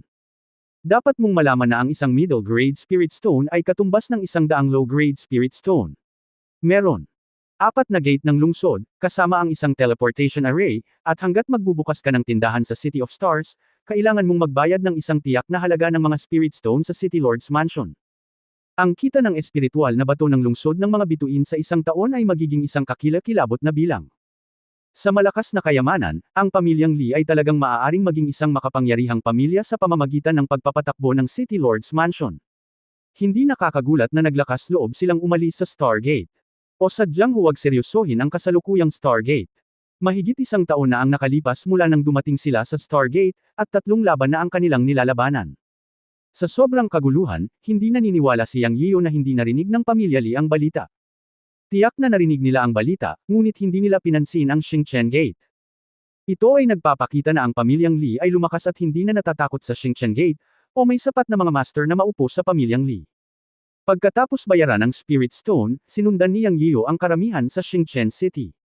Matapos makapasok sa lungsod, binalak niyang magtanong tungkol sa pagsusuri ng pamilya Lee ng mga mamamayan ng Xingchen City, at pagkatapos ay pumunta sa City Lord's Mansion para tingnan. Upang makakuha ng impormasyon, ang restaurant ang unang pagpipilian, na hindi naiiba sa sekular na mundo. Malaki ang populasyon ng Xingchen City, at hindi lahat sila ay mga magsasaka, ngunit mas marami ang mga mortal. Ang mga mortal na ito ay isang pangkat na umaasa sa buhay ng mga magsasaka. Sa abalang kalye, sumulyap si Yang Yeo at nakakita ng isang restaurant 200 metro ang layo sa kalye, kaya naglakad siya. Hindi kalayuan sa entrance ng restaurant, nakita niya ang 4 na salitang Xingchen Restaurant, kabuuang 3 palapag, lahat ay gawa sa bakal at kahoy, at mula sa ibabaw, may formation runes blessing, isang napakasimple at atmospheric na restaurant, na halatang mula sa kamay ng isang cultivator. Sa entrance ng Xingchen Restaurant, naglalabas-masok ang mga tao, at mukhang umuusbong ang negosyo. Nang dadaan na si Yang Yeo, narinig niya ang isang mayabang na boses na sumisigaw, "Umalis ka, umalis ka." Nang matapos siyang magsalita, nabangga si Yang Yeo. Nang lumingon siya, nakita niya ang isang matandang mortal na nakabangga sa kanya, at sa oras na ito, isang pares ng mga beastman ang lumakad. Tinawag silang mga beastman dahil ang isa sa mga binata ay nakasakay sa isang monster mount, at mayroong higit sa 10 tao sa harap at likod niya. Halatang mga Alepiers ang mga ito, at itinulak nila ang matanda at nabunggo. Tinulungan ni Yang Yeo ang matanda na tumayo. "Matanda, okay ka lang ba?" "Salamat, Immortal, ayos lang ang matanda." "Sayang," bumantong hininga ang matanda at hinimas ang kanyang baywang, habang nakatingin sa grupo ng mga halimaw na dumaraan na may takot sa kanyang mga mata. Naantig ang puso ni Yang Yeo at nagtanong siya, "Sino ang taong dumaan lang?" "Matandang lalaki." "Bakit siya naging mayabang?" Nagulat ang matanda at mabilis na hininaan ang boses at sinabing, "Ibang lugar ka, Immortal, pakiusap ng mahinahon." Sila ay mula sa pamilyang Lee at sa City Lord's Mansion. Ang nakasakay sa halimaw na hayop ay ang 3 anak ng City Lord Lee. Hindi banggitin ang pagiging mayabang, maaari silang pumatay ng tao ng kusa. Dapat lumayo ka sa kanila at huwag makipag-away. "Nako, narinig ko sa mga ninuno ko na itong Star City ay pinamunuan ng Stargate ng Star Mountain libo-libong taon na ang nakalilipas. Noong panahong iyon, sa Star City, ang mga magsasaka na pumatay ng mga tao ay mapaparusahan, hindi pa banggitin ang mga tao sa mansion ng City Lord. Ngunit ngayon, ang mga tao sa City Lord's Mansion, tulad ni Lee Bai-chi, ang 3 batang master ng pamilyang Lee, ay mga demonyo na lang. Hindi lamang sila pumapatay ng mga mortal, kundi pati na rin ang mga magsasaka. Makapangyarihan ang City Lord's Mansion, at walang nang ahas na magreklamo. Immortal, kararating mo lang sa Star City, kaya mas mabuting mag-ingat kang hindi makasagasa ng mga tao mula sa City Lord's Mansion. Matapos ipaliwanag ng matanda kay Yang Yeo sa mahinang boses, nagpaalam na siya at umalis. Ngunit pinaikit ni Yang Yeo ang kanyang mga mata at pinanood ang grupo ni Lee Bai-chi na binanggit ng matanda na naglalakad papasok sa Xingchen Restaurant. Pagkatapos ay dahan-dahan din siyang pumasok sa restaurant. Pagpasok sa unang palapag ng restaurant, ito ay ang lobby, na puno ng mga tao. Ang ikalawang palapag ay mukhang mga pribadong silid, at ang 3 palapag ay dapat na isang pribadong silid. Sa mga mata ni Yang Yeo, si Lee Bai-chi ay dumiretso sa 3 palapag. Sa oras na ito, isang babae ang lumapit at nagsabi, "Welcome to Xingchen Restaurant. Gusto mo bang umupo sa itaas o sa lobby?" Lumapit ang babaeng nakadamit na waitress para magtanong. Sinabi ni Yang Yeo nang hindi nag-iisip, "Gusto kong pumunta sa 3 palapag." Chapter 1126 na Little Sister, puti ang buhok ko pero hindi ako matanda. Nang marinig ni Yang Yeo na direktang sabihin na gusto niyang pumunta sa 3 palapag, ang babae ay natigilan saglit, at pagkatapos ay magiliw na ipinaalala, "Siyang siyan, sa katunayan, ang mga pagkain sa Xingchen Restaurant ay napakasarap. Maganda ang mga eleganteng upuan sa 2 palapag. Ang mga pribadong kwarto sa 3 palapag ay karaniwang nakabok ng mahabang panahon. Kahit may bakante, sobrang mahal." Ang huling salitang, "mahal," ay kinaladkad ng babae. Ngumiti si Yang Yeo at naunawaan. Naunawaan niya ang magandang intensyon ng babae, ngunit sinira niyang ang isang Lingtian sword sect at nawala ng laman ang isang treasure house. Paano niya maaalala ang mga espiritong bato? Ngumisi siya at sinabing, alam ko ang mabuting hangarin mo, salamat, pero gusto ko pa ring pumunta sa ikatlong palapag para kumain. Tulungan mo akong ayusin ito. Habang nagsasalita, naglabas siyang ng isang dekalidad na spirit stone at ibinato ito sa babae. Alam niyang bagamat mortal ang babae, isa itong service staff at dito rin siya kumikita. Tuwang-tuwa ang babae nang makakuha siya ng tip ng isang dekalidad na spirit stone. Nagmamadali niyang hiniling kay Yang Yian na maghintay sandali, sinabing may mga espesyal na tauhan na tatanggap ng mga tao sa ikatlong palapag, at siya, isang mortal service staff, ay hindi kwalipikadong umakyat. Tumanggo si Yang Yian upang ipakita na wala siyang pakialam at naghintay doon. Maya-maya, lumapit yung babae. Sa tabi niya ay isang babae na nasa nascent soul realm. Nakadamit pa rin siya bilang isang service staff, ngunit halatang mas advanced. Bati ni Ruan Linghua sa nakatatanda. Mangyaring sundin ako. Dadalhin kita sa ikatlong palapag. Ang nascent soul cultivator na tinawag ang kanyang sarili na Ruan Linghua ay ngumiti at sumaludaw kay Yang Yian.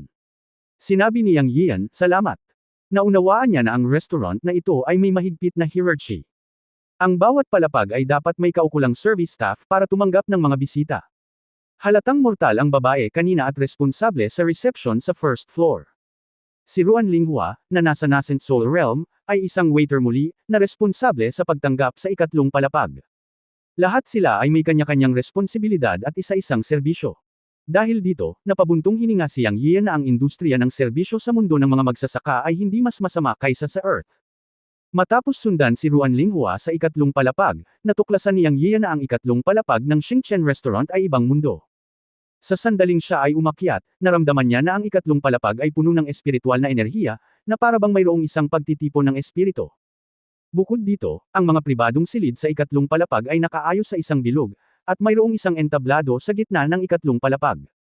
Naramdaman ni Yang Yian na parang pumasok siya sa isang high-end na performing arts bar. Sa kabaligtaran, sariwa ang pakiramdam niya. Ang labis na ikinagulat ni Yang Yian ay ang ikatlong palapag ay napakalaki. Napakalaki nito na kitang-kita niya na sa isang sulyap ay punong-puno ito ng mga pribadong silid, at sa sobrang siksik nito ay nahihilo siya. Bukod dito, sa isang sulyap, may isang babae sa nascent soul realm na nakatayo sa labas ng bawat pribadong silid. Malinaw na siya ay isang propesyonal na kawani ng serbisyo. Tila halos 100 sila. Napakalaking bagay talaga. Tila napansin ni Ruan Linghua ang pagkagulat ni Yang Yiyo. Nakangiti niyang paliwanag habang naglalakad, Senyor, may spirit gathering formation sa ikatlong palapag, kaya maraming espiritual na enerhiya, lalo na sa mga pribadong silid. Ang espiritual na enerhiya ay 10 beses kaysa sa labas ng mundo. Ang mga pribadong silid sa buong ikatlong palapag ay inayos ayon sa 4 na kategorya ng Tiandi, Zuan at Huang. Mayroong kabuuang 108 pribadong silid. Ang Tian Box ay ang pinakamaluho. Matagal na itong nakabuk ng major forces sa Star City at hindi ito bukas sa publiko. Senyor, maaari kang pumili mula sa D-Box. Ang D-Box ay nagkakahalaga sa akin ng 500 medium grade na mga spirit stone para sa kahon, at ang mga pagkain at iba pa ay sinisingil ng hiwalay. Ang Zuan Box ay nagkakahalaga ng 300 medium grade spirit stones, at ang Huang Box ay nagkakahalaga ng 100 medium grade spirit stones. Ang iba't ibang antas ng mga kahon ay may iba't ibang pasilidad. Tumibok ang puso ni Yang Yiyo habang nakikinig, at palihim siyang bamulong, ninakawan ng pera.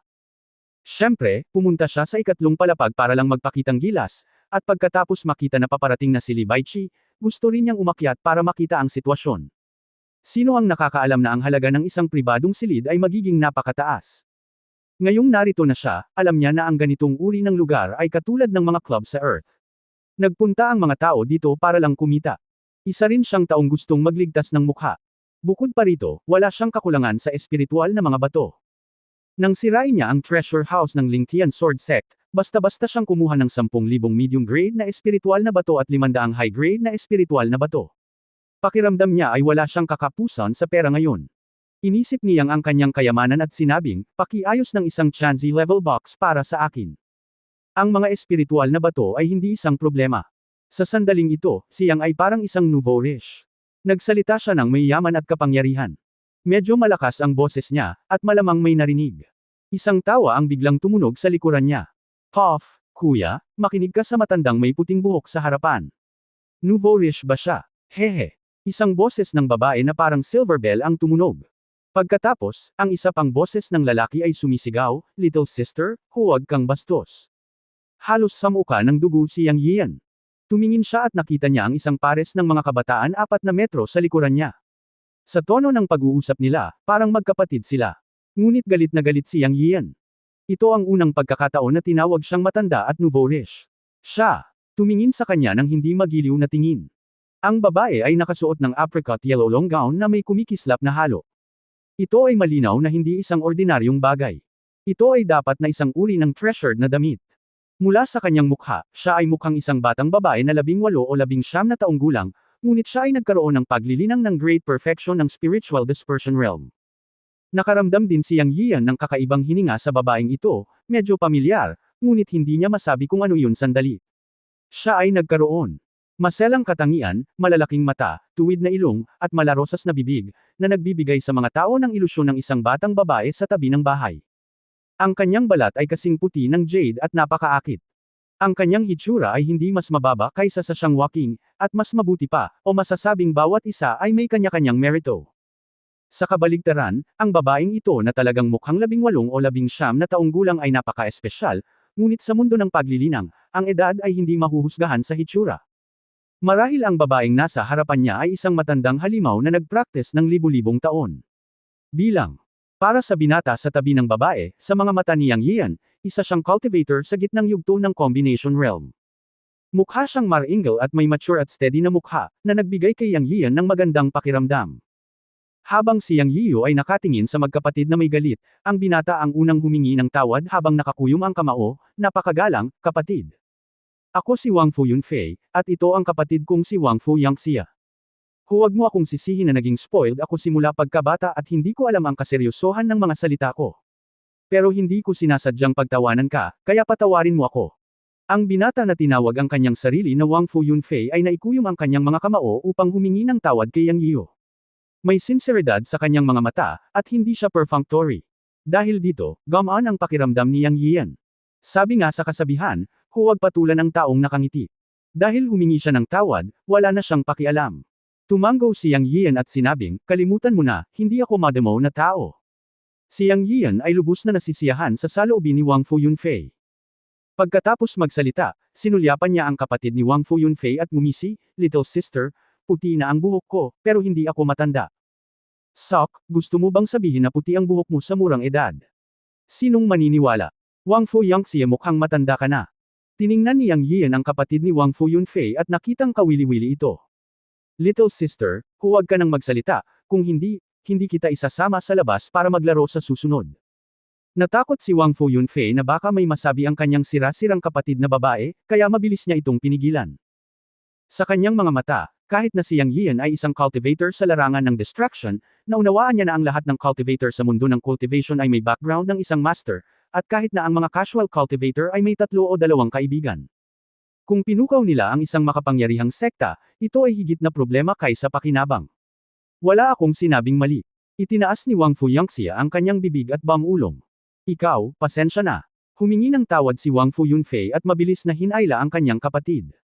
Natawa si Yang Yiu sa paraan ng pag-aalala ni Wang Fu Yunfei sa kanyang kapatid na si Wang Fu Yangxia, at umiling para hindi ito pansinin. Nang makitang umalis ang magkapatid na Wang Fu at direktang pumasok sa kahon ng Tianzihaw, kumislap ang mga mata ni Yang Yiu.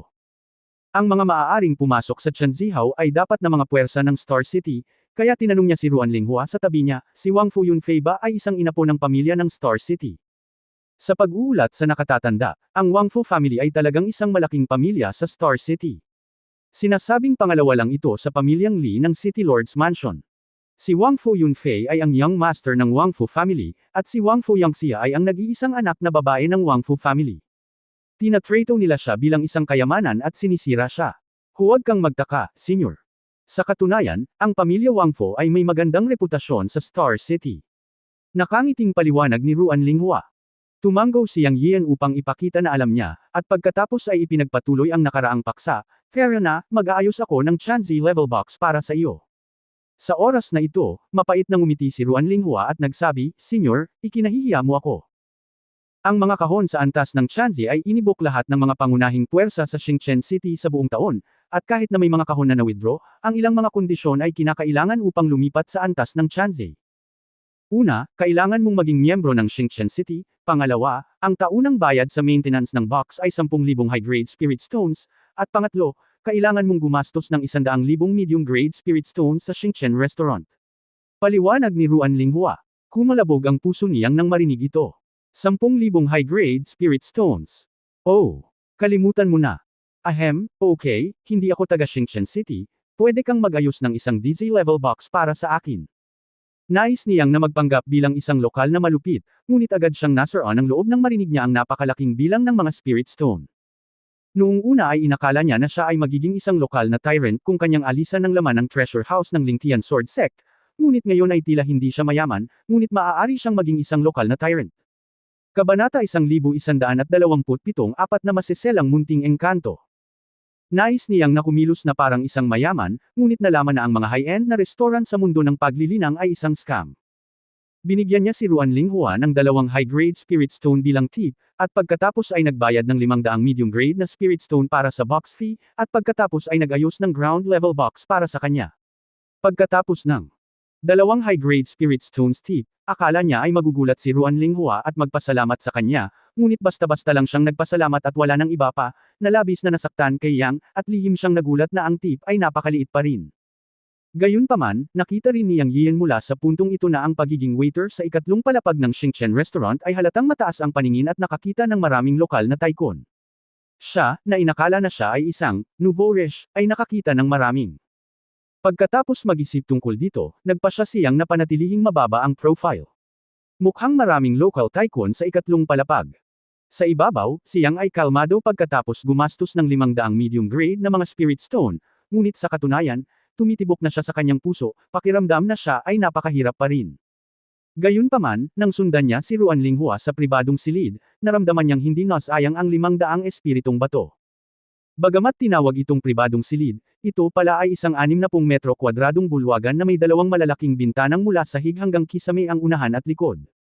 Sila ay mga transparent na bintana na nabuo sa pamamagitan ng condensation ng mana. Ayon sa panimula ni Ruan Linghua, makikita mo ang labas mula sa loob, ngunit hindi mo makikita ang loob mula sa labas maliban kung aalisin mo ang mga bintana ng mana. Ipinakilala ni Ruan Linghua, Senior, ang kahon na ito ay may 2 floor-to-ceiling na bintana sa harap at likod. Ang front window ay nagbibigay daan sa iyo upang makita ang entablado sa gitna ng ikatlong palapag. Magsisimula na ang iba't ibang talent show, at magkakaroon ng auction ngayon. Ang nakatatanda, na itinuturing na pinakamataas na antas ng bisita, ay maaaring lumahok sa auction. Mula sa likurang bintana, direkta mong makikita ang malaking mundo sa labas ng restaurant, na kalahati ng Star City. Mayroon ding mga training room, banyo, at lounge sa magkabilang gilid ng sala. Senior, maaari kang manirahan sa kahon na ito hanggang bukas. Kung patuloy kang maninirahan dito, kailangan mong magbayad ng isa pang 500 spirit stone bukas. Kung nakatira ka dito ng higit sa 10 araw, maaari kang makakuha ng 20% na diskwento. Ang mga puno ng tsaa at pagkain sa restaurant ay sinisingil lahat ng mga spirit stone. Ang aming Star Restaurant ay may nangungunang 10 espiritual na tsaa at ang nangungunang 10 delicacy sa mundo ng cultivation, na lahat ay signature feature. Ang iba pang mga halamang gamot at masasarap na alak ay ang pinakakomprehensibo sa buong Star City. Senior, may kailangan ka ba? Habang nagsasalita si Ruan Linghua, iniunat niya ang kanyang kamay at isang piraso ng malajade ngunit hindi malajade na karatula ang lumipad mula sa 8 Immortals table. Pagkatapos ay isinaaktibo niya ang kanyang tunay na enerhiya, at biglang lumitaw ang isang malaking screen sa kanyang harapan.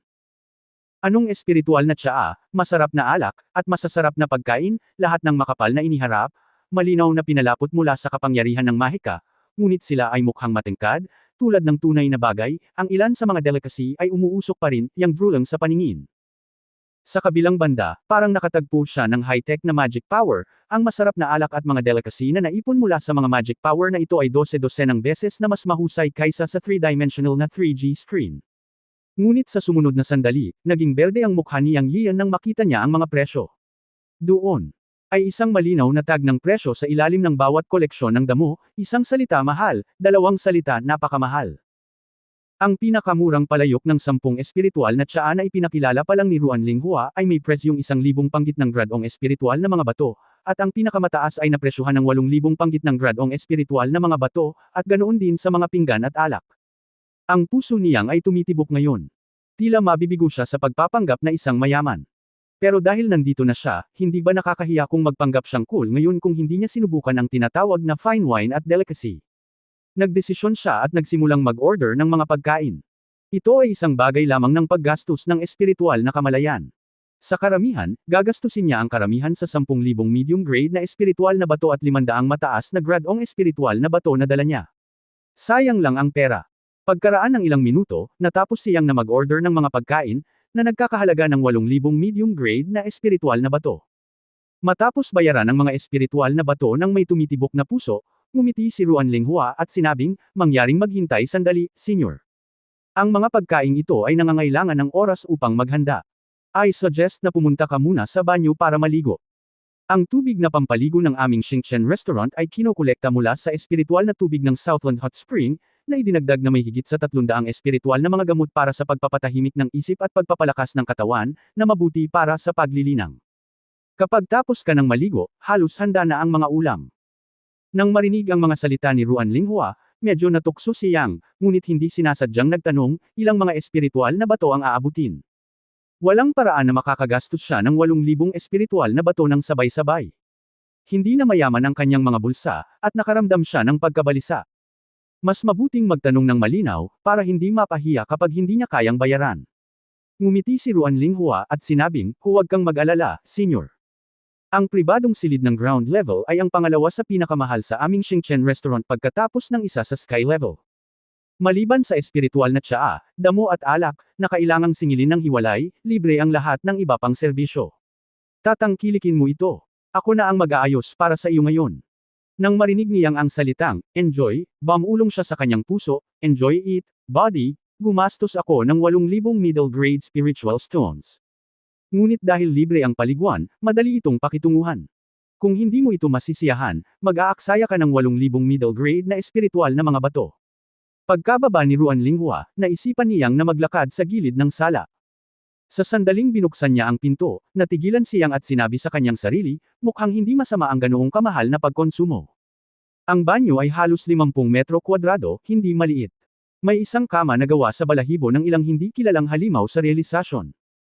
Ito ay isang mapurol na makalupang dilaw na kulay, at ang buhok dito ay napakalambot, na ginagawang gusto ng mga tao na humiga at umidlip sa isang sulyap. Sa kabilang panig ay may pool na mga 9 metro ang haba at 3 metro ang lapad, na may lumalabas na puting singaw. Halatang bathing pool iyon. Naramdaman niyang ang amoy ng espiritual na gamot sa loob nito, at ito ay napakalakas. Hindi siya nalinlang. Ito, mukhang maganda talaga na marunong lumangoy sa napakalaking bathing pool. Ang buong paliguan ay gawa sa puting jade, na mukhang napaka-classy. Mayroong espiritual na enerhiya na patuloy na nagtitipon at hindi nagkakalat, at napakaginhawa sa tuwing humihinga ka. Ang serbisyo ay hindi gaanong naiiba sa mga high-end na club sa mortal na mundo, ngunit ang target ay para sa mga magsasaka. Malinaw, mayroong pagkakaiba sa kalidad. Ang ganitong uri ng paliligo ay mabuti para sa katawan at paglilinang, at tiyak na hindi ito palalampasin ni Yang. Nang maghuhubad na siyang ng kanyang damit at papasok para sa isang komportableng paliguan, may mga yabag sa kanyang likuran. WHO. Hindi na mamalayan na nagsalita siyang Yian at ibinaling ang kanyang ulo upang tumingin, ngunit sa sumunod na sandali ay halos damyugaw siya sa ilong. 4 na magagandang diwata ang pumasok. Kinamusta ka nina Chun, Zia, Kyo, at Dong. Nandito kami para tulungan kang maligo. Maghubad ka na. Sabay-sabay na yumuko ang 4 na diwata. Sa mga mata niyang Yian, talagang mga engkanto sila dahil puno sila ng demonyong enerhiya sa halip na tunay na enerhiya. Kahit na hindi niya alam kung anong uri ng mga engkanto sila, hindi masusuri niyang Yian ang mga ito ng padalos-dalos. Sa mundo ng paglilinang, isang bawal na suriin ang paglilinang at katawan ng ibang tao nang walang pahintulot niya. Ang 4 na magagandang diwata, sa kanilang balingkinita na baywang, magagandang mukha, at lantad na damit, ay nagpadugo kay Yang. Hindi niya inaasahan na ang restaurant na ito ay magkakaroon ng ganoong operasyon. Siya ay natigilan saglit, sa kawalan. May 4 na magagandang diwata na tumulong sa kanya sa paliligo. Ito ang eksenang hinihiling ng bawat lalaki. Ngunit, biglang nakaramdam ng hindi komportable si Yang. Siya, hindi masabi ang kanyang nararamdaman. Bagamat mahal niya ang magagandang babae, ito ang unang pagkakataon na nakatagpo siya ng ganoong pampublikong eksena. At habang siya ay tulala, ang 4 na maliliit na diwata ay naghubad na ng kanilang mga damit, tanging isang bellyband ang naiwan sa kanilang mga katawan. Agad na tiningnan niyang ang Kat-Anji tanging anyo ng 4 na maliliit na diwata at naglaway. Ito ay nagkakamali sa akin. Sa sumunod na sandali, lumapit ang 4 na maliliit na diwata at nagsimulang tulungan siyang maghubad. Habang siya ay tulala, tinulungan siya ng apat na maliliit na engkanto na haburin ang kanyang mga damit ng napakahusay, at siya ay hinayla sa bathtub na tulala. Isang pares ng malambot at makinis na kamay ang dumampi sa kanya. Parang nakuryente ang katawan niyang. Bigla siyang nagising at mabilis na iniwasan ang apat na maliliit na diwata at sinabing, "Ahem. Kayong apat, lumabas na kayo, hindi ako sanay na tinutulungan ako ng iba na maligo." Sa pagtingin sa apat na mukha na may parang bata, nalaman kaagad ni Yang Yian kung saan nagmula ang kanyang kakulangan sa ginhawa. Hindi siya santo, pero naintindihan din niya ang ibig sabihin ng arrangement ng restaurant. Ngunit kahit na sila ay apat na babaeng demonyo, ang bawat isa sa kanila ay mukhang 13 o 14 na taong gulang, at ang mga ugat ng demonyo sa kanilang mga katawan ay tinatakan. Napagtanto ni Yang Yiu na ang mga ito ay mga demonyong babae na nakuha o ikinulong ng restaurant sa pamamagitan ng ibang paraan para magnegosyo. Sa paningin niya, apat lang silang bata. Siya ay isang tao, hindi isang demonyo, at hindi niya kayang patayin ang mga ito. "Senyor, intindihin mo naman at huwag mo kaming itaboy." Sabi ng mga matatanda, "Kapag hindi natin mabusog ang mga bisita, tadtad tayo at lulutuin. Katatapos lang ng training namin ngayon para mag-entertain ng mga bisita. Kung hindi kami nag-perform ng maayos, mamamatay kaming apat. Senyor, huwag mo na kaming itaboy, hayaan mo kaming maligo." Nagmamakaawa ang isa sa kanila. Nagmamakaawa din ang tatlo na may luha sa mga mata. Sa sandaling ito, si Yang Yiu ay biglang nakaramdam ng matinding simpatiya at awa sa kanyang puso. Alam niyang tama ang hula niya. Ang apat na maliliit na demonyong ito ay mula sa tribo ng demonyo na nahuli at nakontrol ng restaurant. Mas masahol pa sila sa mga alipin. Kabanata 11:28, Kinomisyong auction ng mga pails. Huminga ng malalim si Yang Yian at nagtanong, "Nakuha ka ba ng Xingchen Restaurant?" Ang nangungunang maliit na demonyo ay umiling at sinabing, "Nahuli kami ng pangkat ng demonyong mangangaso ng City Lord's Mansion at ibinenta sa Xingchen Restaurant." "Li pamilya?" Tanong ni Yang Yian na may ningning sa kanyang mga mata. "Oo, ito ang pamilya Li. Kami ang orihinal na Fox tribe ng Xingchen Mountain Range. Hindi pa kami umalis sa bundok, lalo pat nanakit ng sinuman, ngunit gusto nila kaming hulihin at ibenta."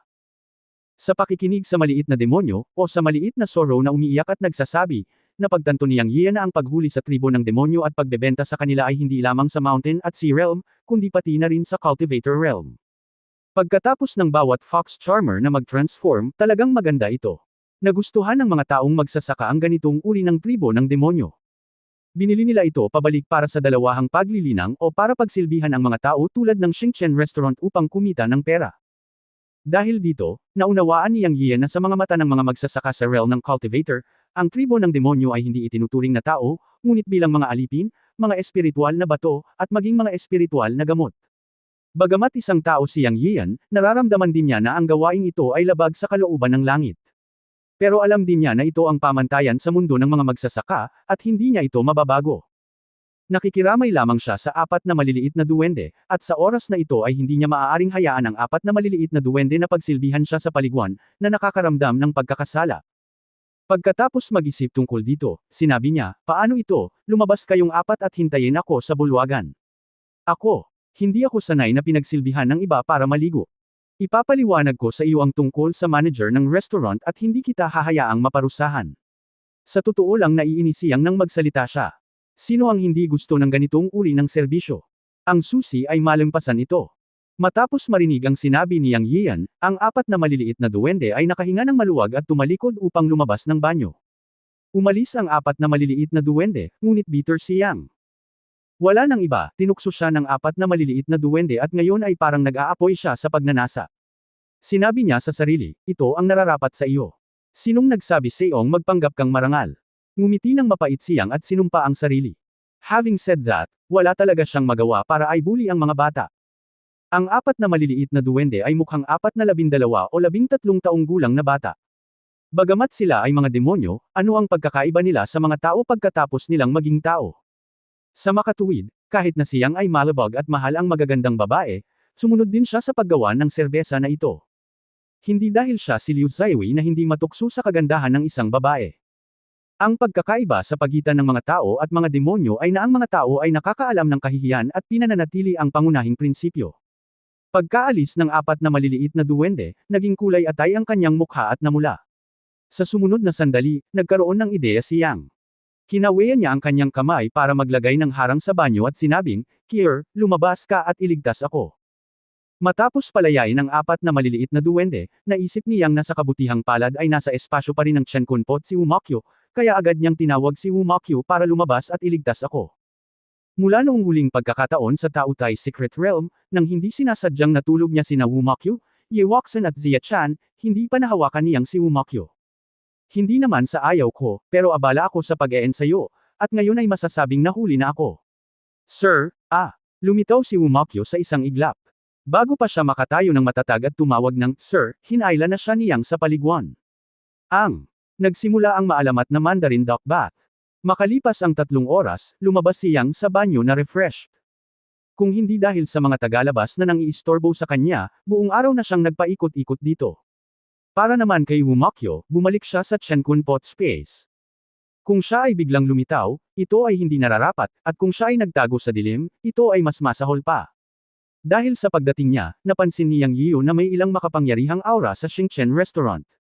Obvious naman na master sila na namamahala sa restaurant. Kung matuklasan si Wumakyo, malalagay siya sa problema. Pagkatapos buksan ang pinto, si Ruan Linghua at ang 4 na maliliit na duwende ay nakatayo sa bulwagan. Isang malaking mesa ng mga pagkain ang iniharap sa 8 Immortals table.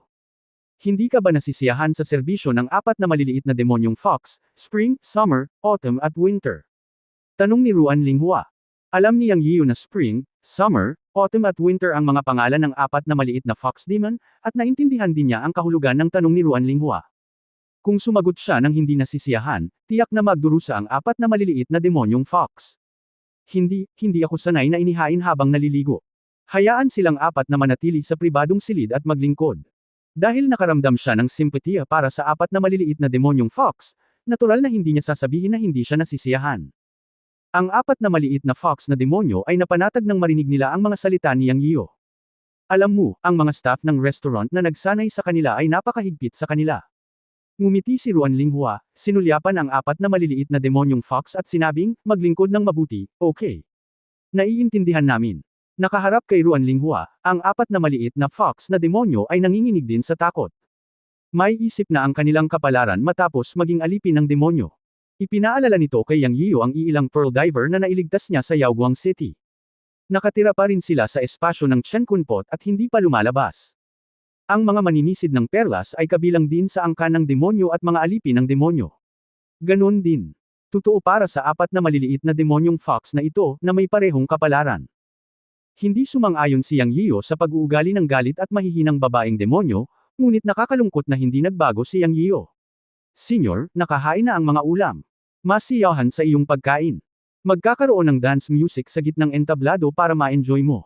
May auction din mamaya. Kung gusto mong magbid para sa anumang bihirang kayamanan, pindutin lamang ang kampana sa pagbibid sa mesa. Narinig ko na may ilang napakahusay na bihirang kayamanan sa pagkakataong ito. Sana hindi mo sila ma-miss. Siyempre, kung mayroon kang anumang mga bihirang kayamanan, maaari mo ring ipagkatiwala ang aming restaurant na i-auction ang mga ito. Kapag naging matagumpay ang auction, sisingilan lamang ng aming restaurant ang 20% ng bayad. Ang presyo ay patas. Si Ruan Linghua ay nagpaliwanag kay Yang Yiu ng buong pansin, ngunit paanong hindi maintindihan ni Yang Yiu na ito ay upang makaakit ng negosyo para sa restaurant. Gayunpaman, interesado siya sa mga auction sa mundo ng paglilinang. Hindi bababa sa maaari niyang palawakin ang kanyang mga abot-tanaw. Bukod dito, binanggit ni Ruan Linghua ang kinomisyong auction, na nagpakilos sa puso ni Yang Yian. Nasa kamay niya ang Hua Lingzin Dan at Zhao Yuan Dan para masubukan niya ito. Kung maaari niyang ibenta ang mga ito sa isang magandang presyo, magkakaroon siya ng mga espiritual na bato sa kamay, at maaari rin siyang magbid gamit ang mga espiritual na bato. Sino ang nakakaalam kung ang restaurant auction na ito ay magpapakita ng ilang kapaki-pakinabang na kayamanan para sa kanya? Siya. Mayroon pa ring siyam na Hua Lingzin Dan sa kanyang kamay. Anyway, hindi ito gaanong nagamit ni Yang Yian, kaya binalak niyang i-auction ito. Kung tungkol sa Zhao Yuan Dan, ito ay mahalaga, ngunit 5 na lang ang natitira. Binalak niyang magtabi ng 2 para sa kanyang sarili at mag-auction ng 3. Siyempre, isa na lang ang Jingling Shenhan Dan, na natitira mula sa huling pagpino, at hindi ito isusubasta ni Yang Yian. Pagkatapos gumawa ng desisyon sa kanyang puso, tinanong niya si Ruan Linghua, maaari bang i-auction ng restaurant mo ang mga table tasks para sa akin? Casual na sinabi ni Ruan Linghua, syempre kaya mo. Ang mga table tasks ay palaging isang mahirap na kalakal sa mundo ng mga magsasaka. Iniisip ko kung anong uri ng mga table tasks ang gusto mong i-auction, at anong antas ng mga table tasks. Ang isang uri ng pil na tinatawag na Hualing Zindan, ay maaaring makatulong na mapabuti ang cultivation sa spiritual severing realm at combination realm. Mayroong 9 na table tasks sa isang bote. Ang isa pang uri ay tinatawag na Chao Yuan Dan, na may kabuuang 3 table tasks. Maaari itong kunin ng mga magsasaka sa unang bahagi ng Tribulation Crossing Realm upang mapabuti ang isang antas. Habang nagsasalita siya, iwinagayway ni Yang Yiyu ang kanyang kamay, at 2 uri ng table task ang lumitaw sa mesa. Nang mabuksan ang mga bote ng tableta, agad na napuno ang buong kahon ng nakakalasing na halimuyak na panggamot. Nagbago ang mukha ni Ruan Linghua, at pagkatapos ay tuwang-tuwa siya. Isa lamang siyang profesional at top-notch na tao. Hindi niya inaasahan na magbibigay talaga si Yang Yiyu ng isang bagay sa restaurant para sa auction, at ito ay isang tableta. Pills lang ang pills. Bagamat kakaunti ang mga ito, hindi sila magagamit. Akala ko noong una ay mga low-level na pill ang mga iyon, ngunit sino ang nakakaalam na ang mga ito ay mga table tasks na maaaring inumin ng Spirit Severing Realm at ng Combination Realm.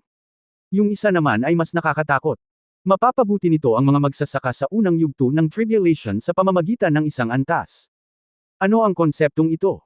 Walang masyadong cultivator sa Tribulation period sa buong mundo ng cultivation. Lalo na para sa mga naturang high-level cultivator, ang cultivation at improvement ay mas mahirap habang sila ay sumusulong. Kadalasan, ang isang maliit na kaharian ay hindi maaaring mapabuti ng isang antas kahit na ito ay tumagal ng 180 taon o kahit na daan-daan o libu-libong taon. Talagang sinabi ni Yang Yiyu na ang huling, Chao Yuan Pill, ay maaaring mapabuti ang mga magsasaka sa unang bahagi ng tribulation ng isang antas. Ito rin ay isang nakakatakot na cultivation pill. Noong una, akala niya ay nagyayabang lamang si Yang Yian, ngunit nang mabuksan ang bote ng tableta, alam ni Ruan Linghua na malamang na totoo ang sinabi ni Yang Yian. Gayunpaman, siya ay may mababang antas ng paglilinang at hindi matukoy ito. Gayunpaman, ang restaurant ay may isang profesional na alchemist, kaya mabilis niyang sinabi, "Sandali, senyor. Hindi ako makakagawa ng ganoong mataas na antas ng tableta. Kailangan kong hilingin sa alchemist ng restaurant na pumunta." "Sige, sige. Maghihintay ako." Tumango si Yang Yian. Nagmamadaling umalis si Ruan Linghua. Umupo si Yang Yian sa hapagkainan. Ang 4 na maliliit na demonyong fox ay mabilis na nagbuhos ng alak at nagsilbi sa kanya ng pagkain, at nagsimulang tamasahin ang mataas na antas ng paggamot. Hindi ko alam kung anong klaseng alak iyon, pero pagkatapos ng subo. Ito, isang purong espiritual na enerhiya ang sumabog sa aking tiyan. Pagkatapos kumain ng mga pinggan, sila. Naging purong espiritual na enerhiya. Napabuntong hininga si Yang Yian, talagang sulit ang pera. Ang 8,000 middle grade na mga spirit stone ay hindi nasasayang. Nang siya ay nag-e-enjoy, pumasok si Ruan Linghua, at mayroon ding 60 taong gulang na lalaki. Sa mga mata ni Yang Yian, siya ay isang magsasaka sa maagang yugto ng kapigatian. Pagkapasok niya, ikinuyom niya ang kanyang mga kamao kay Yang Yiyu at sinabing, "Kasama kong Dawist, magalang ka. Ako ang manager ng Xingchen Restaurant. Nabalitaan ko na mayroon kang ilang mga elixir na kailangang i-auction ng aming restaurant, kaya pumunta ako upang tingnan." Kabanata 1129, ang hitsura ng Spiritual Transformation Pill. Ang kabilang partido ay ang manager ng restaurant, at ang focus ay sa mga cultivator sa Crossing Tribulation Period. Hindi nang ahas si Yang Yiyu na pabayaan siya, at tumayo para ibalik ang pagbati at sinabing, "Masyado kang magalang kay Daoyo. Pakis-uri muli ang elixir." Kinuha ng manager na si Shang Chen ang elixir at isa-isa itong binuksan. Pagkatapos ay lumiwanag ang kanyang mga mata at kumislap sa gulat. Maya-maya, ibinaba niya ito at sinabing, inilabas ni Daoyo ang elixir, na talagang pambihira. "Ako ay nag-aaral ng alchemy sa loob ng libu-libong taon, ngunit hindi ko pa napino ang gayong dalisay na kalidad na elixir, lalo na ang sidan, na may malinaw na mga ugat at nakalalasing na halimuyak na panggamot. Isa itong elixir na nakapasa sa Pill Tribulation, tama ba?" Maganda ang paningin ni Daoyo. Ang sidan na pinangalanang, Chao Yuan Dan, ay talagang isang elixir na nabautismuhan ng makalangit na kapigatian. Ang isa pang elixir ay tinatawag na, Hualing Jiandan, ngunit hindi pa ito nabautismuhan ng Pill Tribulation. Sinabi ni Yang Yiyu ang totoo. Sa kasong ito, mangyaring makatiyak, ang aming restaurant ay tiyak na isusubasta ang iyong elixir para sa isang magandang presyo. Ito ang kontrata. Kung walang problema, ikaw at ako ay maaaring magpatulo ng dugo dito para maging epektibo ito. Ang Katie wala. Naglabas ng Jade Sleep, at iniskan ito ng espiritual na pakiramdam ni Yang Yiyu para suriin. Ito ay isang makalangit na kontrata. Magkakabisa ang naturang kontrata hanggat ang magkabilang panig ay may dugo. Walang nang ahas na labagin ito. Ito ay pinangangasiwaan ng makalangit na daan, kung hindi ay mangangalit ang kanilang mga kaluluwa. Ang makalangit na paraan ay hindi nakikita at hindi nakikita, ngunit ito ay totoo sa mga magsasaka at hindi biro. Walang nang ahas na maglaro at lumabag dito. Ang nilalaman ay simple din. Bukas, isusubasta ng Shingchenmen Restaurant ang elixir sa ngalan ni Yang Yiyo, at 20% ng mga kikitain ay sisingilan sa restaurant. Ito ay patas. Pagkatapos tumulong ng dugo ang dalawa, nabuo ang kontrata. Iniabot ni Yang Yiyo ang elixir sa Katie Wala at kinuha ito. Matapos makumplito ang transaksyon, ang Spirit Stone ay aayusin. Para sa restaurant, ito ay isang tubo. Ang Katie Wala at si Ruan Linghua ay masaya dahil sila ay gagantimpalaan. Bagaman ito ay isang 20% na kita, ito ay tiyak na hindi isang maliit na halaga para sa tulad ng isang mataas na antas ng elixir. Mas nakakakuha sila. Aalis ako. Ikinumpas ng Katie Wala ang kanyang mga kamao at sinabi kay Ruan Linghua, Xiaohua, paglingkuran ka ng mabuti. Oo, alam ni Xiaohua. Mabilis na nagsalita si Ruan Linghua. Mag-iingat ka. Tumanggo si Yang Yian at sinenyasan ng Katie Wala na lumabas. Pagkatapos, si Ruan Linghua at 4 na maliliit na diwata ay nagsimulang maglingkod kay Yang at magbuhos ng tsaa. Sa entablado sa gitna ng bulwagan, may isang dalagang sumasayaw na may dalang espada. Ito ay isang ordinaryong espada na walang kapangyarihan, ngunit ito ay nakalulugod sa mata. Pagkatapos kumain at uminom ni Yang Yiyo, binuhusan siya ng isang maliit na fox demon ng espiritual na alak. Masaya siyang uminom ng baso, pagkatapos ay sumulyap kay Ruan Linghua na nakatayo sa tabi niya at casual na nagtanong, Fellow Daoist Ruan, asset ba ng pamilya Lee ng City Lord's Mansion ang Star Restaurant mo? Natigilan si Ruan Linghua at umiling, hindi, ang aming Star Restaurant ay isang asset ng Sun, Moon at Star Chamber of Commerce, na pumapangatlo sa nangungunang 10 Chamber of Commerce sa Cultivation World. Hindi ko sinasabi ang tungkol sa pamilyang Lee sa kanilang likuran. Ang pamilyang Lee sa Star City ay hindi maihahambing sa ating Sun, Moon at Star Chamber of Commerce. Nakikipag-ugnayan lang ang pamilya Lee sa aming Star Restaurant. Nagulat si Yang Yiyo, ngunit gaman din.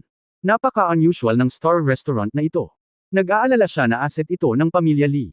Kung gayon, kailangan niyang muling iplano ang kanyang mga plano para sa pamilya Lee. Ngayon ay nakahinga siya ng maluwag nang marinig na hindi iyon ang kaso.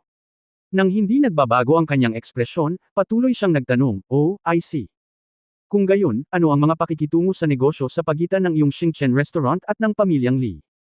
Saglit na natahimik si Ruan Linghua tungkol sa tanong ni Yang Yiyo, ngunit sa pag-iisip ng mga tagubaylang ibinigay ng tagapangasiwa, dapat ay nasa mabuting pakikitungo siya kay Yang Yiyo upang mapanatili ang mga mapagkukunan ng mga elixir. Dahil si Yang Yiyo ang may unang elixir na transaksyon, magkakaroon ng pangalawa. Kaya pagkatapos ng ilang sandali ng pag-aalinlangan, sumagot si Ruan Linghua, ang pamilyang Lee ay may isang monster hunting team na nagbibigay sa aming Shingchen Restaurant ng mga alipin ng halimaw, elixir at iba't ibang sangkap. Sila ang pangunahing supplier ng aming Shingchen Restaurant. Tumanggo si Yang Yiyo upang ipahiwatig na naiintindihan niya, at pagkatapos ay nagtanong, nga pala, narinig ko na ang Tianyuan sect ang namamahala sa milyon-milyong milya ng Shingchen Mountains. Sumusunod ba ang pamilya Lee sa Tianyuan sect? Casual na tanong ni Yang Yiyo, at sinenyasan lang si Ruan Linghua na maupo at kausapin siya, na nagkukunwaring lubos na curious. Nakita ni Ruan Linghua na inanyayahan siya ni Yang Yiyo na maupo at makipag-chat. Sa kanyang mga mata, si Yang Yiyo ay isang chismoso lamang, kaya wala siyang pakialam.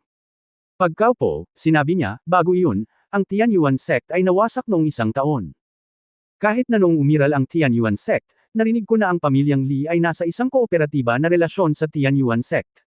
Ito ay usap-usapan na ang lakas ng pamilyang Lee ay pangalawa lamang sa mga sekta sa unang klase, at ang Tianyuan sect ay hindi naglakas loob na talikuran ito ng madali, kaya sa panahon ng pamamahala ng Tianyuan sect, ang pamilyang Lee ay sumuko lamang sa ibabaw. Ang dating pamilyang Lee ay mula sa Shingchen sect, ngunit ang Shingchen sect ay natalo ng Tianyuan sect 5,000 taon na ang nakalilipas. Simula noon, naging mas independyente ang pamilyang Lee, ngunit 1 taon at kalahati lang ang nakalipas, narinig ko na lumabas muli ang Shingchen sect, at may isang ninuno ng Shingchen sect na bumalik. Tinatayang lalabas ang Shingchen sect. Ngunit ang pamilyang Lee ay hindi inaasahang magiging isa, dahil ang pamilyang Lee ay may isang bulwagan ng pagsamba, at mayroong isang matandang ninuno na nabubuhay pa, at may napakalakas na puwersa. Si Ruan Linghua ay isa ring chatterbox at gossip party. Sinabi niya kay Yang Yiyo ang lahat ng nalalaman at narinig niya. Gayunpaman, mayroon ding mas malalim na pag-unawa si Yang Yian sa pamilya Lee. Nalaman niya ang isang mahalagang balita mula kay Ruan Linghua na ang pamilya Lee ay may ninuno. Kung ganito ang kaso, medyo mahirap itong harapin, ngunit hindi ko alam kung anong antas ng ninuno ito. Maaasahan ba ang balitang may ninuno ang pamilya Li? Anong antas ng paglilinang ito? Tanong ni Yang Yian. Umiling si Ruan Linghua at sinabing, alam ko rin ang mga bagay na ito, ngunit hindi ko alam ang mga detalye. Medyo nadismaya si Yang Yian, ngunit hindi niya ikinahiya si Ruan Linghua. Kung tutuusin, isa lang siyang service staff ng Xingchen Restaurant, at hindi mataas ang kanyang cultivation. Magkano ang maaari niyang malaman? Bakit ko narinig na ang pamilya Li ay may masamang reputasyon sa Xingchen City? Casual na sabi ni Yang Yian. Ruan. Hininaan ni Linghua ang kanyang boses at sinabing, masasabi lamang na pagkatapos na maging makapangyarihan ang pamilya Li, kumilos sila ng walang pag-aalinlangan. Ipinaliwanag ng pangungusap na ito ang lahat, at hindi na nagtanong pa si Yang Yian. Sa oras na ito, isang boses ang umalangaw-ngaw sa gitna ng bulwagan ng ikatlong palapag, mga kapwa Daoist, ang susunod na auction ay gaganapin ng ating Xingchen Restaurant. Ang aming Xingchen Restaurant ay nagsagawa ng mga auction sa loob ng libu-libong taon at ang reputasyon nito ay higit sa lahat. Ang mga kayamanan ng langit at lupa ay talagang tunay at sulit ang halaga. Alam ito ng mga Daoist mula sa lahat ng pangunahing puwersa sa Xingchen City, kaya makatitiyak ang mga bagong kaibigan na hindi tayo manloloko ng sinuman. Ang auction ay isinasagawa sa anyo ng bidding. Mga kapwa Daoist, bawat kwarto ay may kampana sa pagbibid. Kung gusto mo ng natural na kayamanan, maaari mong pindutin ang kampana upang magbid ng isang beses, at ang pinakamataas na bidder ang mananalo. Ngayon ay idineklara kong opisyal na bukas ang auction. Mangyaring ilabas ang unang kayamanan. Ang auctioneer ay isang nasa katanghaliang gulang na lalaki na may kulay rosas na mukha at mabilis na boses. Obvious naman na siya ang pumunta sa syudad para pangunahan ang auction. Nang matapos magsalita ang host, isang kaakit-akit na babae na nakasuot ng sinaunang damit ang dumating na may dalang brocade plate sa magkabilang kamay. Ang brocade plate ay natatakpan ng pulang tela, at walang nakakaalam kung ano ang nasa loob. Inilagay ng babae ang brocade plate sa isang bakanting mesa sa entablado at umalis. Sa oras na ito, ang host ay nagpanggap na misteryoso at nagsabi, mga kapwa Taoista, bago ang auction, hayaan mo akong magsalita tungkol sa unang kayamanan na ito. Ang kayamanan na ito ay talagang idinagdag sa lugar ng auction kalahating oras na ang nakalipas. Dahil ito ay napakabihirang at espesyal, napag-usapan at inuna namin ang kayamanang ito. Habang nagsasalita, inilantad ng host ang pulang tela. Nakita ni Yang Yiyo sa bintana ng pribadong silid na ang unang bagay sa auction ay ang kanyang huwaling zindan. Pagkatapos ay binuksan ng host ang bote ng tableta, nagbuhos ng huwaling zindan at hinawakan ito sa pagitan ng kanyang mga daliri, at malakas na sinabi, naamoy mo na ba ang gamot? Sa lalong madaling panahon. Sabi nito, naamoy talaga ng mga tao sa private room ang nakakalasing na aroma ng tableta. Bigla-bigla, may mga bumubulales kung saan-saan, at sumigaw sila para sabihin kung ano ang tableta at i-auction ito ng mabilis. Napangiti ang host at sinabing, okay, hindi kita ipagpatuloy sa pagdududa. Ito ay kabuuang siyam na table task na tinatawag na huwaling zindan. Matapos matukoy ng alchemy master ng aming restaurant, si Master Huang, ang huwaling zindan ay may epekto ng pagpapabuti ng cultivation ng Destruction Realm at Fusion Realm Cultivator. Kung ang isang huwaling zindan ay kinuha sa maagang yugto ng Destruction Realm, ang isang taong may natatanging talento ay maaaring ma-promote sa ikatlong antas. Kung ito ay kinuha sa maagang yugto ng Fusion Realm, maaari din itong mapabuti ang cultivation sa kalahating antas. Ito ay talagang isang mahalagang tableta. Mayroong siyam na table task sa isang bote ng Reg Along tableta. Ang lahat ng siyam na table task ay sama-samang na auction. Ang pinakamababang presyo ay 9,000 middle grade spirit stone. Ang bawat bid ay 1,000 middle grade spirit stone. Ang pinakamataas na bidder ang mananalo. Walang pinakamataas na limitasyon. Magsisimula na ang bidding. Bang! Habang nagsasalita ang host, isang gong ang kumikislap sa kanyang kamay at tumunog ng malakas. Tuwang-tuwa si Yang Yiyu sa sandaling ito. Naisip niya na ang isang bote ng huwaling zindan ay maaaring ibenta ng hindi hihigit sa 3,000 middle grade spirit stones.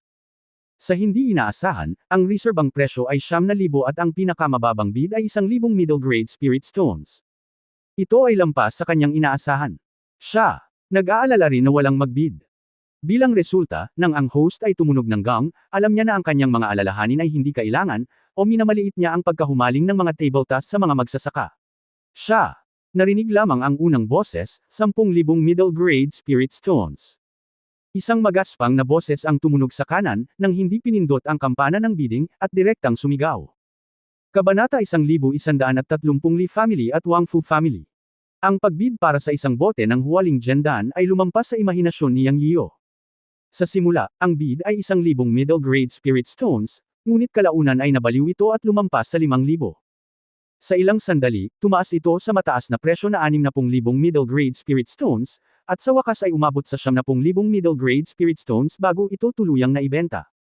Ang ikatlong palapag ay puno ng mga pribadong silid. Hindi alam ni Yang Yiyo kung sino ang bumili ng Hualing Gendan, at wala siyang pakialam. Siya ay masaya. Isang buong 70,000 middle grade spirit stones, ito ay isang malaking halaga ng pera. Ang pag-empty sa treasury ng Lingtian Sword Sect ay nakakuha lamang ng 10,000 middle grade spirit stones. Hindi niya inaasahan na ang siyam na Hualing Gendan ay maaaring i-auction para sa 70,000 middle grade spirit stones. Saglit, parang nakakita siya ng malawak na daan na sumulpot sa kanyang mga mata. Mula sa pagbid ng maraming lokal na tirano para sa Hualing Gendan, makikita na ang mundo ng paglilinang ay talagang kulang sa mga mapagkukunan ng elixir, lalo na ang mataas na antas ng elixir. Sa mga huling yugto ng paglilinang, ang espiritual na enerhiya na kinakailangan ay lalong nagiging malaki. Halimbawa, siya ay nasa dakilang kasakdalan ng espiritual na kaharian. Naabot lang niya ang great perfection of the realm, at ang totoong enerhiya sa kanyang dantian ay hindi pa sapat sa kalahati. Kung gusto niyang makapasok sa combination realm, kailangan muna niyang magkaroon ng perpektong totoong enerhiya. Ang pagiging perpekto ng tunay na enerhiya ay nangangailangan ng malaking halaga ng espiritual na enerhiya mula sa langit at lupa. Sa ganitong paraan, kailangan lang ng mga elixir, spirit stone, at iba pang likas na kayamanan. Ngayon na mayroong paraan ng alchemy auction, ang problemang ito ay maaaring malutas. Siyam na espiritual na pildores lamang ang makapagbibigay sa kanya ng 70,000 medium grade na mga espiritong bato ng kayamanan at mga mapagkukunan. Maaring gumamit si Yang Yiyan ng 70,000 spirit stone para makabili ng mga spirit medicine at magpino muli ng mga elixir. Hindi bababa sa 2 furnace ng elixir ang maaaring pinuhin. Masyadong cost-effective ang ganitong uri ng deal. At alchemy lang ang binabayaran niya, na hindi naman problema sa kanya. Sa 70,000 spirit stone sa kamay, si Yang Yiyan sa wakas ay nakaramdam ng seguridad na mayroon siyang pagkain sa kanyang bulsa at hindi nagpapanik. Ang auction ng restaurant ay natural na hindi lamang tungkol sa auction ng elixir. Ito ay simula pa lamang. Mayroong maraming mga natural na kayamanan auction. Kung mayroong anumang likas na kayamanan na kapakipakinabang sa kanya, maaaring lumahok si Yang Yiyan sa auction kung mayroon siyang sapat na mga spirit stone. Kaya maganda ang mood ni Mr. Yang. Bukod dito, naglabas siya ng 2 uri ng elixir. Ang tunay na magandang elixir na Chao Yuan Dan ay hindi pa lumalabas, at ito ang malaki. Sa mga tuntunin ng kakulangan ng espiritual na gamot, ang Chao Yuan Dan ay maaaring isang natatanging elixir, at ang presyo ay maaaring mas mataas sa auction, dahil mayroon lamang isang Waki Chao Yuan na damo, at 2 pa ang hindi pa matured sa 5 elements land.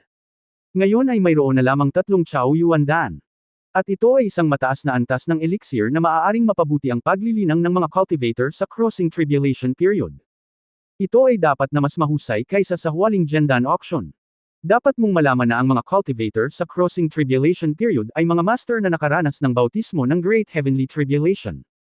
Sa isang tiyak na lawak, ang crossing tribulation period ay isa ng high-level cultivator sa huling yugto ng cultivation realm.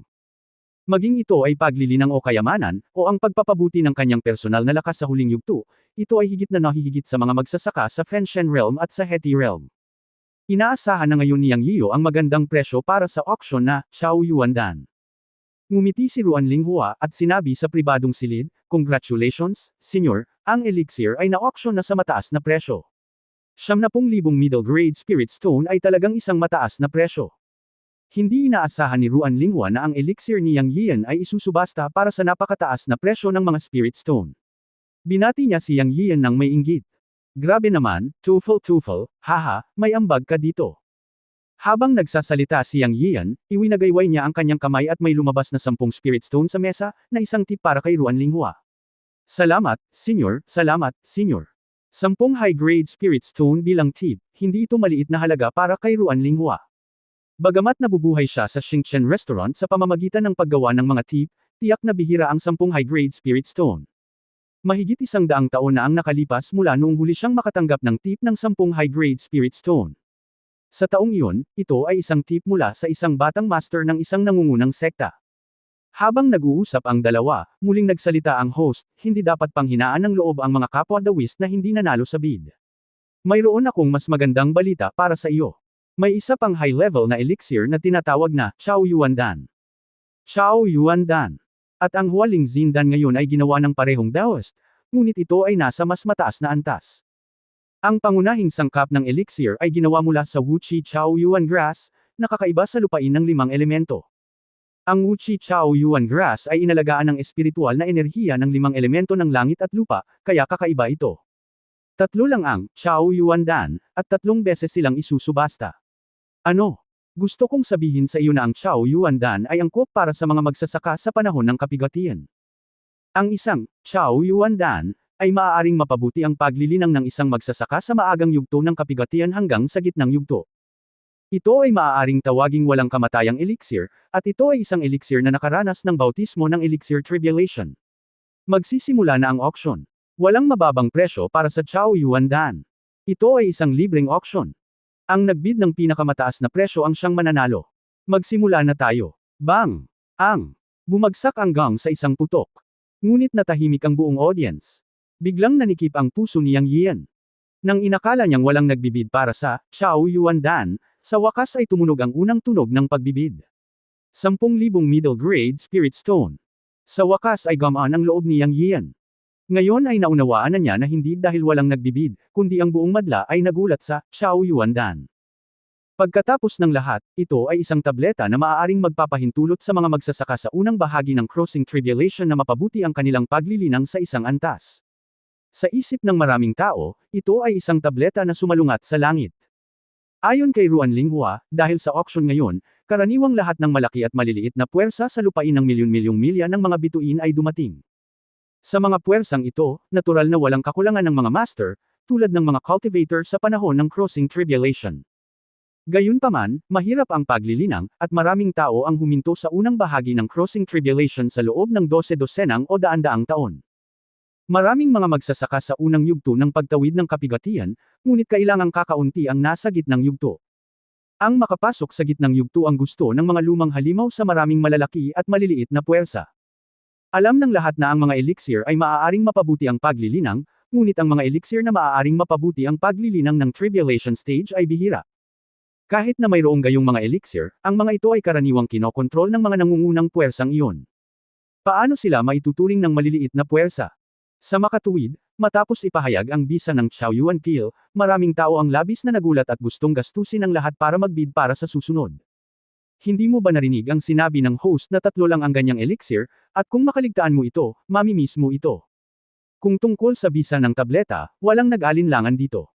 Ang Shengchen Restaurant ay may malaking background at palaging may magandang reputasyon. Kung ano ang sinasabi nito ay kung ano ang ibig sabihin nito. Ito ay hindi kailanman mali. Dahil sinabi ng host na ang Chao Yuan Pil ay maaaring mapabuti ang paglilinang ng isang cultivator sa gitnang yugto ng tribulation, ito ay dapat na tama. Pagkatapos ng maikling katahimikan, may bumalik sa kanyang katinoan at nagbid ng 10,000 middle grade spirit stones. 15,000, 20,000, 23,000. Sa isang iglap, sumabog ang buong pribadong silid sa ikatlong palapag. Walang pinindot ang bidding bell. Binuksan lang nila ang bintana at tumayo sa bintana para tumawad. Sa loob lamang ng 3 minuto, tumaas ang bidding sa 30,000 middle grade spirit stones bago bumagal ang bidding. 40,000. Isang malakas na boses ang tumunog, ngunit ito ay patuloy na pagtaas ng 10,000 spirit stone. Tumayo si Yang Yiyo at tumayo sa bintana para tumingin. Agad siyang natuwa. Ang taong sumigaw ng 70,000 ay talagang isang kakilala, si Wang Fu Yunfei. 50,000 middle grade spirit stones. May narinig pang boses. Tumingin si Yang Yian sa oras na ito at nakilala siya. Ito ang pangatlong anak ng pamilyang Li na nakilala niya noon sa labas ng restaurant. Hawak niya ang isang baso ng alak sa kanyang kamay at tahimik na nagbibid ng 100,000 yuan na parang isang mapagpanggap na kriminal. Sumulyap din siya sa bintana ni Wang Fu Yunfei na may galit. Dahil dito, biglang napagtanto ni Yang Yian na tila hindi nagkakasundo ang pamilya Li at ang pamilya Wang Fu. Pagkatapos ay tinanong niya si Ruan Linghua sa tabi niya, may alitan ba ang pamilya Li at ang pamilya Wang Fu? Tumango si Ruan Linghua at sinabing, Senyor, malinaw na hindi talaga nagkakasundo ang pamilya Li at ang pamilya Wang Fu. Ang lakas ng pamilya Wang Fu ay pangalawa lamang sa pamilyang Li sa Shingchen City. Balitang-balita na kung hindi sakupin ng pamilya Li ang kapangyarihan ng City Lord's Mansion, maaaring hindi ito kasing husay ng pamilya Wang Fu. Sinasabing ang pamilya Wang Fu ay mayroong hindi bababa sa 5. Mga Panginoon sa itaas ng panahon ng kapigatian, at kahit na may mga immortal na lupa. At palaging may mga alingaungaw sa Xingchen City na bago ang pagtatatag ng Xingchen City, ang Wangfu family ay ang tuklan ng henerasyong ito, ngunit nang maglaon pagkatapos maitatag ni Xingchen ang Xingchen City, ang pamilyang Li ay naging City Lord, at ang dalawang pamilya ay palaging may alitan. Pagkatapos makinig kay Ruan Linghua, gumaan ang loob ni Yang Yian. Hindi katakatakang si Li Baichi ay nagalit kay Wangfu Yunfei. Sa oras na ito, patuloy na sumigaw si Wangfu Yunfei, 60,000. Haha, 70,000. Mahinang sigaw ni Li Baichi. Maraming tao ang hindi sumunod sa oras na ito, dahil ang dalawang higanti, ang pamilyang Li at ang pamilyang Wangfu, ay nakikipagkumpetensya, at karamihan sa mga puwersa ay maaaring sumuko o alam na ang kanilang mga mapagkukunang pinansyal ay hindi maaaring tumugma sa dalawang pamilyang ito. 80,000. Nagpatuloy si Wangfu Yunfei. 100,000. Direktang tumawag si Li Baichi ng 100,000 sa pagkakataong ito, itinaas ang presyo ng 20,000. Pagkatapos ay tumahimik si Wangfu Yunfei, na parabang pinigilan siya ni Li Baichi. Gayunpaman, ngumiti si Yang Yiu at sumigaw, 100,000 at 1,000. Sa sandaling tinawag ang presyong ito, biglang nagdilim ang mukha ni Li Baichi, at tumingin siya kay Yang Yiu na may layuning pumatay. Nagkaroon din ng mga talakayan sa paligid. Ang pamilyang Wangfu at ang pamilyang Li ay nakikipagkumpetensya, at alam ng lahat na hindi nila kayang makisali. Sa hindi inaasahang pagkakataon, may nang-ahas talagang magbid at makisali, at 1,000 lang ang pagtaas ng presyo, na halatang sampal sa mukha ni Li Baichi. End of this chapter. Abangan ang susunod na kabanata.